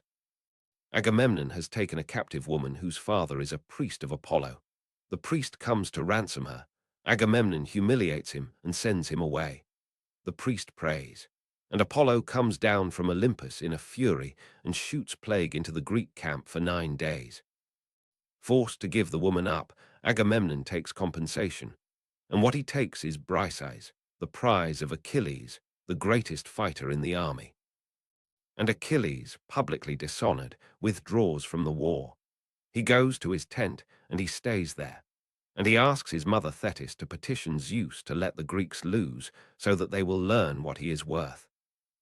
That's the engine of the poem. Not a war between nations, a quarrel about honor between 2 men on the same side. And the Greeks do lose, badly. The Trojans, led by Hector, Priam's eldest son, drive them back to the ships and start setting them on fire. And here the poem turns. Achilles' dearest companion, Patroclus, cannot bear to watch. He begs Achilles to let him wear his armor and lead the Myrmidons out, just to frighten the Trojans back from the ships. Achilles agrees with one condition: drive them from the ships, then come straight back. Patroclus drives them from the ships, and then he keeps going, and Hector kills him. What follows is the most frightening portrait of grief in ancient literature. Achilles' rage transfers entirely. He returns to the war not for the Greeks, not for honor, but to kill Hector. He knows his mother has told him plainly that if he does this, he will die soon after. He does it anyway. He kills Hector outside the walls, in front of Hector's father and mother and wife. And then he lashes the body to his chariot and drags it around the city, and goes on dragging it, day after day, refusing burial, refusing to stop. And the poem's last movement is one of the great scenes in all of literature. Old King Priam leaves the city at night. Alone, with a wagon of treasure, guided by Hermes, he passes through the Greek camp to the tent of the man who killed his son. And he kneels, and he takes Achilles' hands, and he says he has done what no man on earth has done before. He has kissed the hands of the man who murdered his children. And Achilles weeps, and they weep together, Priam for Hector, Achilles for his own father whom he will never see again, and for Patroclus. And Achilles gives the body back, and grants a truce for the funeral. The Iliad ends with the burial of Hector. That's the poem. Not a victory, not a conquest. Two enemies finding for one night, a shared recognition of what it is to lose someone, and then the war resuming in the morning. What Homer leaves out. The rest of the story comes from the epic cycle, other poems, now lost except in summaries, and from later authors including Virgil. Achilles dies, shot by Paris, guided by Apollo with an arrow to the heel. And here's a detail worth flagging, because it's the single most famous fact about Achilles, and it is not in Homer. The story that Thetis dipped her infant son in the river Styx, making him invulnerable except at the heel where she held him, appears in surviving literature only much later, most fully in the Roman poet Statius, over 1,000 years after the events are supposed to have happened. Homer's Achilles is simply the greatest of fighters. He bleeds. He is mortal. He is not magic. The invulnerability is a later addition, and to my mind, it diminishes him. The Trojan horse, Odysseus' idea, a huge wooden horse left outside the walls, apparently an offering, while the Greek fleet sails out of sight behind an island. The Trojans debate. The priest Laocoon warns them against it, and enormous serpents come out of the sea and crush him and his sons, which the Trojans take as proof he was wrong. Cassandra prophesies the truth and is not believed because she never is. They pull the horse inside. That night the Greeks come out. Troy is sacked with a savagery that horrified even the Greek tradition. Priam is butchered at the altar. Hector's infant son Astyanax is thrown from the walls. Cassandra is dragged from Athene's sanctuary. Hector's wife Andromache is taken as a slave. The women of Troy are divided among the victors, and Euripides made a play of it, the Trojan women, that is one of the most unsparing anti-war works ever written. And the gods punished the Greeks for the sacrilege of that night. Almost none of them got home easily. Agamemnon got home fastest, and it did him no good. His wife Clytemnestra, Iphigenia's mother, had spent 10 years waiting and had taken a lover, and she killed him in his bath on the day of his return. And her son Orestes later killed her and was pursued by the Furies for it, and Aeschylus. Austere is the trilogy about how that cycle of blood was finally broken by the establishment of a court of law. Aeneas, a Trojan prince, escaped the burning city carrying his father on his back, and in the Roman tradition, immortalized by Virgil, sailed west and became the ancestor of the Romans. And Odysseus set out for Ithaca and took 10 years to arrive. The Odyssey. If the Iliad is about war and rage and death, the Odyssey is about intelligence, endurance, and getting home. It's a poem about a man whose defining quality is not strength but cunning. The Greek word is metes, and whose great desire is not glory but his own house, his own wife, his own bed. The structure is cleverer than people expect. It doesn't start at the beginning. It starts in the 10th year of his wanderings, with Odysseus already stranded, and it spends its first 4 books on his son. Then Odysseus tells the story of his own adventures himself, as an after-dinner tale at a foreign court, which means the most famous episodes in the poem are all told in flashback, by a man Homer has explicitly established as a brilliant liar. Let me give you the voyage. They leave Troy and raid the Cicons, and lose men to their own greed. They reach the land of the Lotus Eaters, where the fruit makes men forget home, and Odysseus has to drag his crew back to the ships weeping. Then the Cyclops. They enter a cave full of cheeses and lambs, and its owner comes home, Polyphemus, a one-eyed giant, son of Poseidon. He rolls a boulder across the entrance and eats 2 of the men. Odysseus can't kill him, nobody else could move the boulder, so he waits. He gives the giant strong wine, and when the giant asks his name, he says his name is Nobody. Then, while Polyphemus sleeps, they sharpen a great stake, heat it, and drive it into his single eye. The giant screams, and the other Cyclopes come running and call through the door asking who is hurting him. And he bellows, "Nobody is killing me." So they go away. In the morning, the blind giant sits at the entrance, feeling the backs of his sheep as they file out, and Odysseus has lashed the men under the sheep's bellies. They escape, and then Odysseus does the thing that costs him 10 years. As they row away, he cannot resist shouting back his real name. And Polyphemus prays to his father Poseidon, and Poseidon hears. The rest follows. Aeolus, keeper of the winds, who gives Odysseus a bag containing every wind but the one blowing him home, and the crew, suspecting treasure, open it in sight of Ithaca and are blown all the way back. The Laestrygonians, giant cannibals who destroy all but one ship. Circe, the enchantress, who turns his men into pigs, and whom Odysseus resists with a herb given him by Hermes, and who then becomes his ally and lover for a year. The journey to the edge of the world to consult the ghost of the prophet Tiresias, where Odysseus meets the shade of his own mother, dead of grief for him, and tries 3 times to embrace her, and 3 times she slips through his arms like smoke. The sirens, whose song no one who hears it survives, and Odysseus, wanting to hear it anyway, plugs his crew's ears with wax and has himself tied to the mast, and struggles and screams to be released, and cannot be. Note what they sing about, incidentally, not love, knowledge. They promise to tell him everything. Scylla and Charybdis, the 6-headed monster on the cliff and the whirlpool below, in a strait so narrow you cannot avoid both. Odysseus steers toward Scylla and loses 6 men, because losing 6 is better than losing all.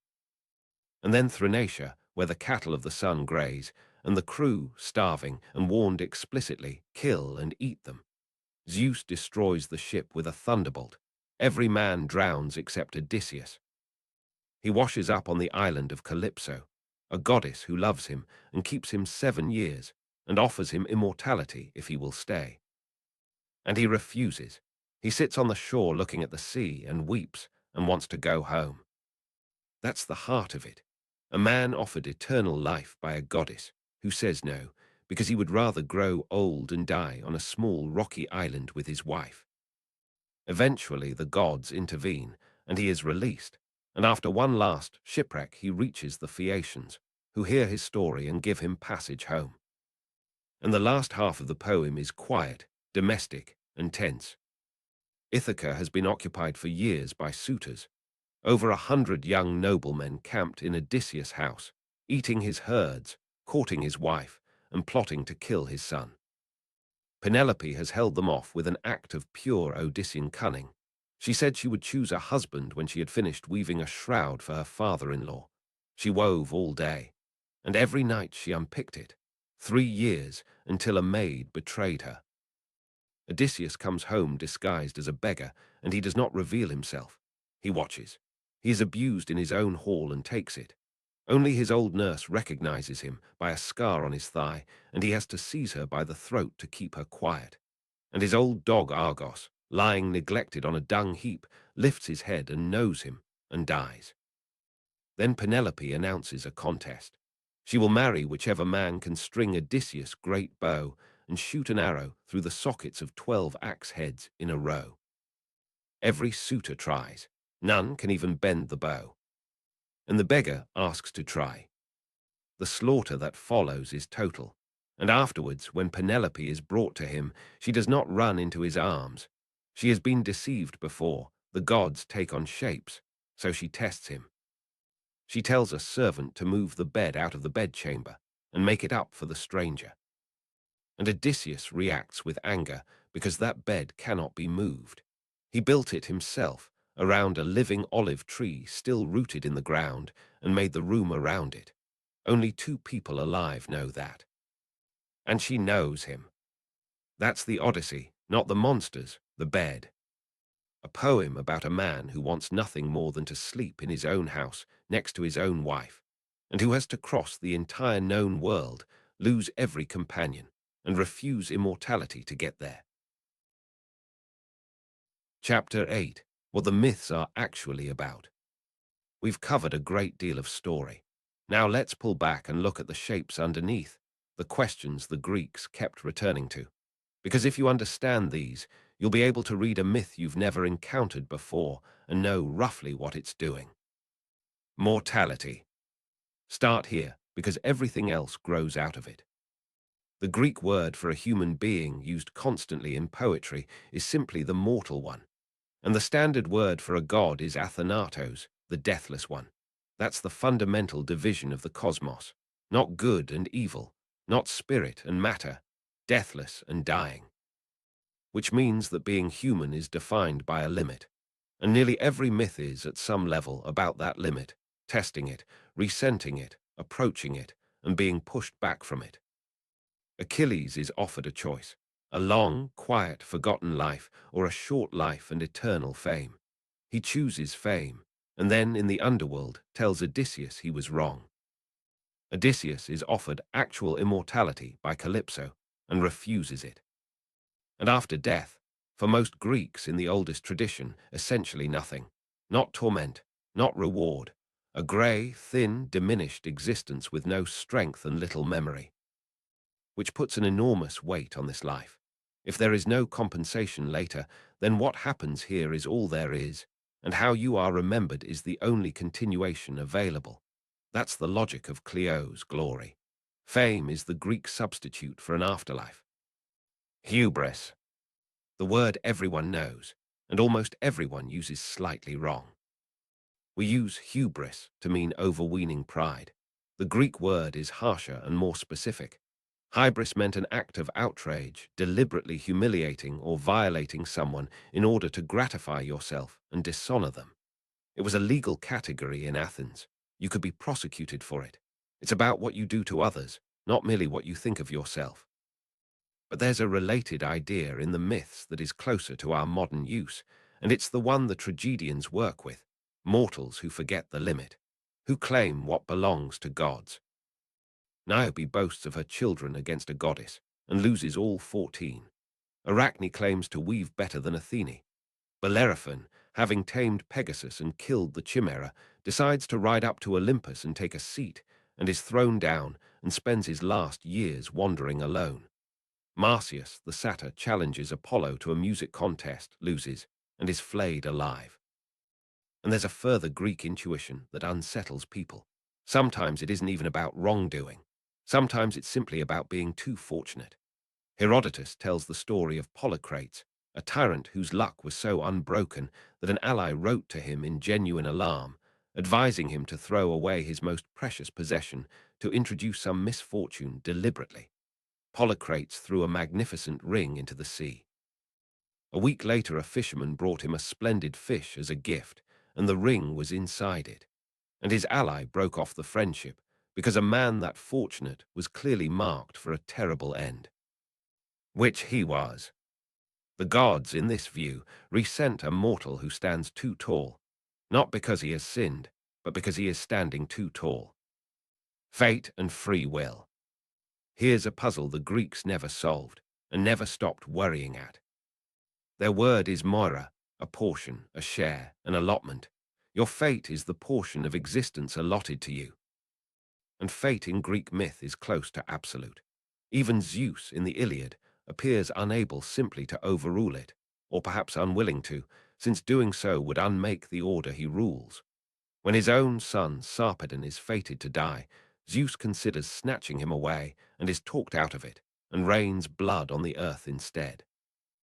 And this is the crucial part: fate does not eliminate choice. The characters are not puppets. Achilles knows his fate and chooses it. Oedipus is prophesied to kill his father and marry his mother, and his parents try to prevent it by exposing him on a mountainside, and it is precisely that attempt at prevention that makes the prophecy possible, because it means that when he meets an angry stranger at a crossroads years later, he doesn't know it's his father. And notice how many Greek prophecies work exactly like that. Acrisius locks Danae away and thereby sets in motion everything that kills him. Cronus swallows his children and thereby guarantees the son who overthrows him. Laius exposes Oedipus and thereby guarantees he won't be recognized. The flight from fate is the road to it. That's the pattern, and the Greeks used it again and again. Was there an answer? Not really. Aeschylus leans toward a fate that is also, ultimately, a kind of justice. Sophocles presents fate as something a person walks into with their eyes open and their character intact. Oedipus is destroyed by exactly the quality that makes him great, his relentless determination to find out the truth. Euripides often presents a world where things simply happen, and the gods are arbitrary, and there is no consolation at all. 3 poets, 1 city, 1 century, no consensus. That is Greek myth working as intended. Xenia. If there is one social value the myths care about above all others, it is this one, and it's almost invisible to modern readers. Xenia, usually translated guest friendship or hospitality, was the sacred bond between host and guest, and Zeus himself, in his aspect as Zeus Xenios, was its guarantor. The rules were specific. A stranger at your door is fed and housed before you ask who he is. He is given a gift when he leaves. He is never harmed, and in return, he does not abuse what he's given. Why so serious?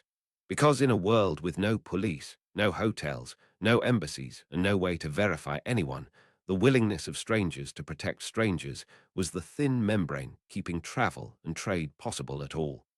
Break it, and the world contracts to the walls of your own village. Now go back through the stories with that in mind, and watch how much of the tradition turns on it. The Trojan War begins as a violation of Xenia. Paris was a guest in Menelaus' house, and he left with his host's wife. That's the crime, not romance, betrayal of the guest bond, which is why the entire Greek world felt obliged to respond. Polyphemus asks Odysseus for his name, and then eats his men, the exact inversion of the ritual. He even makes a grotesque joke of the guest gift. He promises to eat nobody last. The suitors on Ithaca are abusing hospitality on an industrial scale, consuming an absent man's household for years. And when the disguised Odysseus is treated with kindness by a swineherd who has nothing, and with contempt by noblemen eating his own food, the poem has told you everything you need to know about who deserves to survive the last book. And in the Iliad, 2 warriors on opposite sides discover mid-duel that their grandfathers had been guest friends. So they refuse to fight, exchange armor and part. In the middle of a battlefield, that's how strong the bond is. The gods and us. What is the actual relationship? Not love. The Greek gods do not love humanity as a category. Prometheus does, and he's a titan, and it's presented as unusual. Individual gods love individual mortals, often for very human reasons. Athene loves Odysseus because he's clever and she enjoys his company. The relationship is closer to a transaction with an unpredictable and enormously powerful patron. You give honor, sacrifice, festival, first fruits, respect. In return, you hope for favor, and at minimum for the absence of attention. There's a formula that recurs in Greek prayer. If ever I have done this for you, do this for me now. But there is no guarantee. The gods are not obliged. And the Greeks knew perfectly well that good people suffer and wicked people prosper, and their myths do not paper over it. What they offer instead is a kind of clarity. The universe is not designed for your comfort. Powerful forces move through it with their own purposes. Some of those forces can be honored, negotiated with, briefly befriended. None can be controlled. And so the 2 mottos at Delphi: know thyself. Know what you are: mortal, limited, one among many, nothing in excess, don't overreach. That's not a religion of salvation. It's a religion of proportion. And one more, transformation. Finally, a theme that runs so continuously through the material, it's easy to stop noticing. Things turn into other things.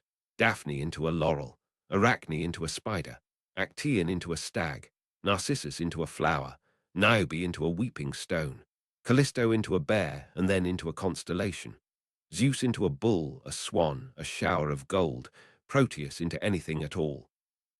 Ovid built his entire masterwork on this and called it Metamorphoses.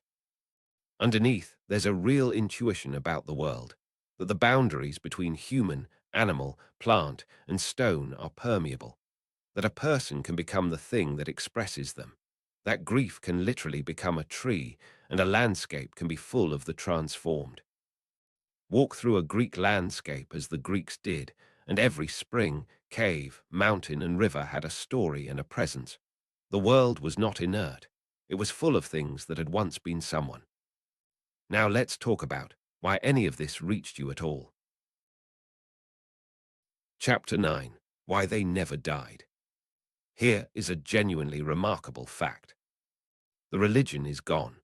Nobody has sacrificed an ox to Zeus at Olympia for something like 1600 years. The temples were closed by imperial decree in the late 4th century AD. The oracle at Delphi fell silent, and the last philosophical school in Athens was shut in 529. The gods lost, and the stories survived anyway. How? First, the Romans. The Romans encountered Greek culture, and with a mixture of admiration and unease, absorbed it wholesale. They matched their own gods to the Greek ones, Jupiter to Zeus, Juno to Hera, Neptune to Poseidon, Minerva to Athene, Mars to Ares, Venus to Aphrodite, Mercury to Hermes, Diana to Artemis, Ceres to Demeter, Vulcan to Hephaestus, Bacchus to Dionysus, Pluto to Hades. The matches are imperfect. Roman religion was originally more abstract and more legalistic, and the Roman Mars was a far more respectable figure than the Greek Ares. But the equations stuck. And Roman writers then produced the versions that Europe actually read. Virgil's Aeneid took a minor Trojan and made him the founder of Rome. Ovid's Metamorphoses gathered the transformation myths into a single dazzling poem that became, for the next 1500 years, the standard sourcebook for Greek mythology in the West. Which is why so many mythological paintings carry Roman names. Second, they became literature. This is the key move, and it happened early. When Christianity became dominant, the Greek gods could have been destroyed as demons. In places, they were denounced as exactly that. But a large part of the surviving classical inheritance was preserved, copied, and taught by Christian scholars. First in the Byzantine East, where Greek was continuously read, and in monastic scriptoria in the Latin West, and in the Islamic world, where Greek philosophy and science were translated, studied, and advanced. The gods survived by being reclassified. No longer objects of worship, they became. Literature to be studied for its style, allegory to be read for hidden moral meaning, and eventually a shared decorative and symbolic language. Then came the Renaissance and an explosion. Botticelli painting the birth of Venus. Titian, Rubens, Bernini's Apollo, and Daphne caught at the instant of transformation. And in literature, everyone, Dante, Petrarch, Chaucer, Shakespeare, Milton, Keats, Shelley, Tennyson.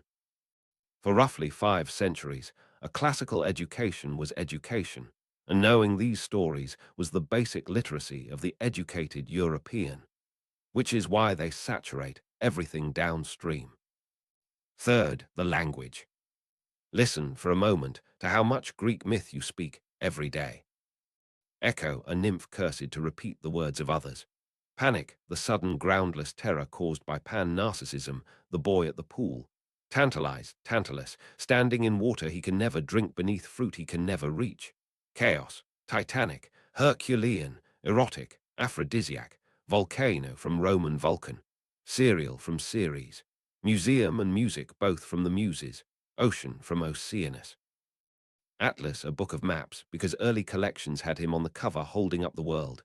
Nemesis, Siren, chimerical, mercurial, jovial from Jove, martial from Mars, lethargy from Lethe, the river of forgetting, hypnosis from Hypnos, sleep, morphine from Morpheus who shapes dreams, phobia from Phobos, fear, iridescent from Iris, the rainbow, protean from Proteus, Odyssey, labyrinth, nectar, ambrosia. And most of the planets, Mercury, Venus, Mars, Jupiter, Saturn, Neptune, Uranus, Pluto, plus dozens of moons, and a night sky full of constellations that are simply myths pinned up in the dark. Orion the Hunter, Cassiopeia on her throne, the Pleiades, 7 sisters pursued across the sky. Fourth, psychology. At the beginning of the 20th century, Sigmund Freud reached for a Greek myth to name what he considered the central drama of childhood and called it the Oedipus complex. Whatever you make of the theory, and most contemporary psychology has moved well past it, the naming was consequential. It put Greek myth into the vocabulary of the modern mind. Carl Jung went further, arguing that myths express archetypes, recurring patterns in a collective unconscious. And Joseph Campbell, drawing on Jung, proposed in 1949 that heroic myths worldwide share a single underlying structure, the hero's journey, or monomyth. 2 honest caveats. Classicists are on the whole skeptical of Campbell. The pattern only fits by being loose enough to fit almost anything, and it flattens real cultural differences. And Freud's reading of Sophocles is, as literary criticism, not very good. Oedipus in the play is horrified, not desirous. But their influence is undeniable, particularly in film. Campbell's structure was consciously used by screenwriters from the 1970s onward, which is why a great many blockbusters have the same skeleton. Fifth, they're everywhere right now. Look at the brand names: Nike, the goddess of victory; Amazon, Hermes, Oracle, Pandora, Trident, Odyssey, Ajax, Midas. Look at the shelves. Rick Riordan's Percy Jackson books put the Olympians into a New York summer camp and taught a whole generation the Pantheon. Madeline Miller's The Song of Achilles and Circe retold the epics from other viewpoints. Pat Barker's The Silence of the Girls gave the Iliad to Briseis. Natalie Haynes and others have spent a decade returning the tradition's women to its center. Hadestown took Orpheus and Eurydice to Broadway. Epic. The musical did something similar for the Odyssey online. Games like Hades and God of War have introduced the material to millions. And there's a pattern in all of it worth noticing, because it's not new. The most interesting modern retellings do exactly what Euripides did. They take a familiar story and shift the viewpoint to someone who was silent in the original and let that person speak. Which is not a betrayal of the tradition. It is the tradition. Greek myth has always been a set of stories that each generation retells to say what it needs to say. That, in the end, is the answer to how they survived. They survived because they are not doctrine. There is no orthodoxy to defend and no heresy to commit. They are a shared inheritance of extraordinary situations. A man who must choose between a long life and a great one. A woman who must choose between her children and her revenge. A father kneeling to kiss the hands of his son's killer. And every age that has picked them up has found them still able to carry whatever it needed to say. Chapter 10. Where to go from here. We've come a long way. We started in a void with no name for it, watched the earth bring forth the sky, watched a son take a sickle to his father and a father swallow his children whole. We watched a young god come back with a thunderbolt and make a world. We met the family on the mountain, brilliant, petty, magnificent, and profoundly unsafe to be near. We watched a titan steal fire out of love for creatures who had done nothing to deserve it, and we watched a woman lift the lid of a jar and find, at the very bottom, one ambiguous thing. We followed the heroes, a man carrying an unbearable guilt through 12 impossible tasks, a boy with winged sandals and a polished shield, an Athenian with a ball of thread, a ship full of the best men in Greece, and a woman aboard it who was stronger than all of them. We stood outside the walls of Troy for 10 years, and we watched an old king kneel in a tent at midnight. And we followed one clever, exhausted man across the entire world so that he could sleep in a bed he had built himself. If you take away one thing, let it be this. These stories were never meant to be finished. There is no authorized version, no correct interpretation, no final word. Every ancient poet who touched this material changed it. Homer changed it. Hesiod organized it. The tragedians overturned it. Ovid played with it. And the retellings on the shelves right now are doing the same thing for the same reasons. You're not a late arrival to a closed conversation. You've just joined an open one. And the second thing, don't be intimidated. You are not required to keep the genealogy of the Titans in your head. Nobody in the ancient world did either. Pick a story you liked, follow it, and let the rest fill in around it. That's how everyone learns this sideways, by enthusiasm, one thread at a time. Where to go next? Let me give you a short, honest set of recommendations. If you want to read the ancient sources themselves, and you should, because they're better than any summary. Start with Homer's Odyssey. It's the most immediately enjoyable ancient text there is, and the translation matters enormously. Emily Wilson's version is fast, clear, and reads beautifully aloud, an excellent first encounter. Robert Faggle's is more grand and rhetorical, and is superb as an audiobook. Richmond Lattimore is the most literal and the closest to the shape of the Greek. Use it once you're hooked. Then the Iliad, harder, slower, and greater. Same translators, same trade-offs. Give it time, the last two books repay everything. Hesiod's Theogony and Works and Days are short. You can read both in an evening, and they're the foundation of everything in chapters 3 and 5. The Oxford World's Classics edition, translated by M.L. West, is the standard. The Homeric hymns, particularly the hymn to Demeter and the hymn to Hermes. Short, delightful, and completely different from each other in tone. Greek tragedy. If you read 3, make them Sophocles' Oedipus the King, Euripides' Medea, and Euripides' Bacchae.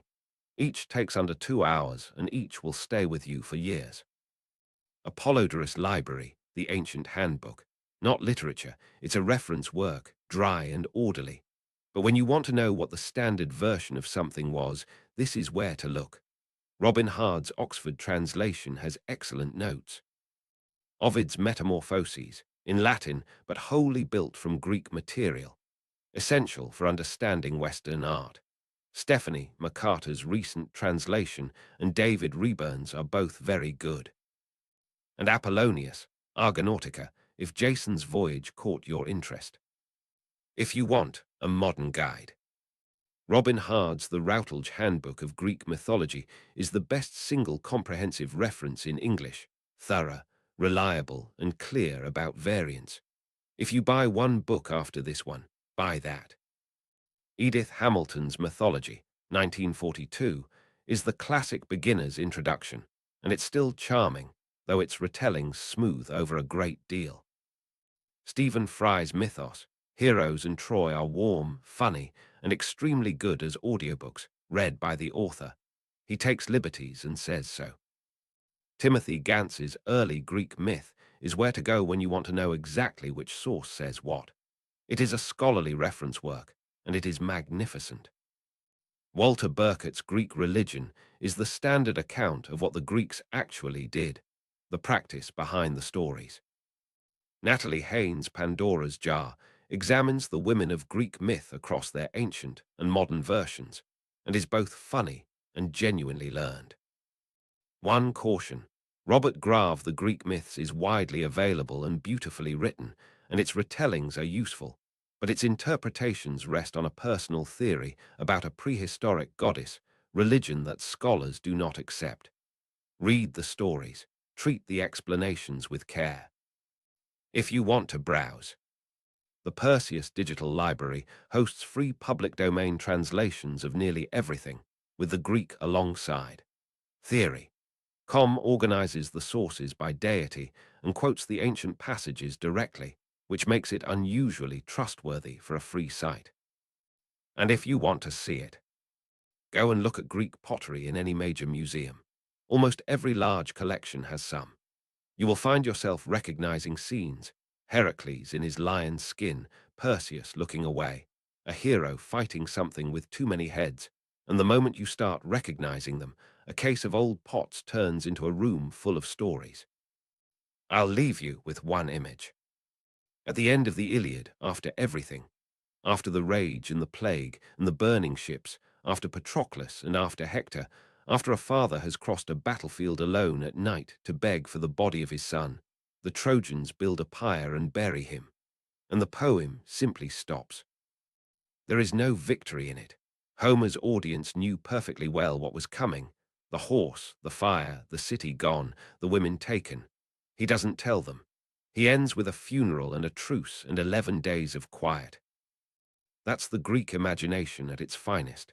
It looks straight at the worst thing, and it doesn't flinch, and it doesn't console you with a lie. And then it finds, in the middle of all of it, two enemies weeping together in a tent and says, this is what we are, both things at once. 3,000 years later, that's still true, which is why we're still listening. Thank you for spending this time with the Greeks. Go and read the Odyssey.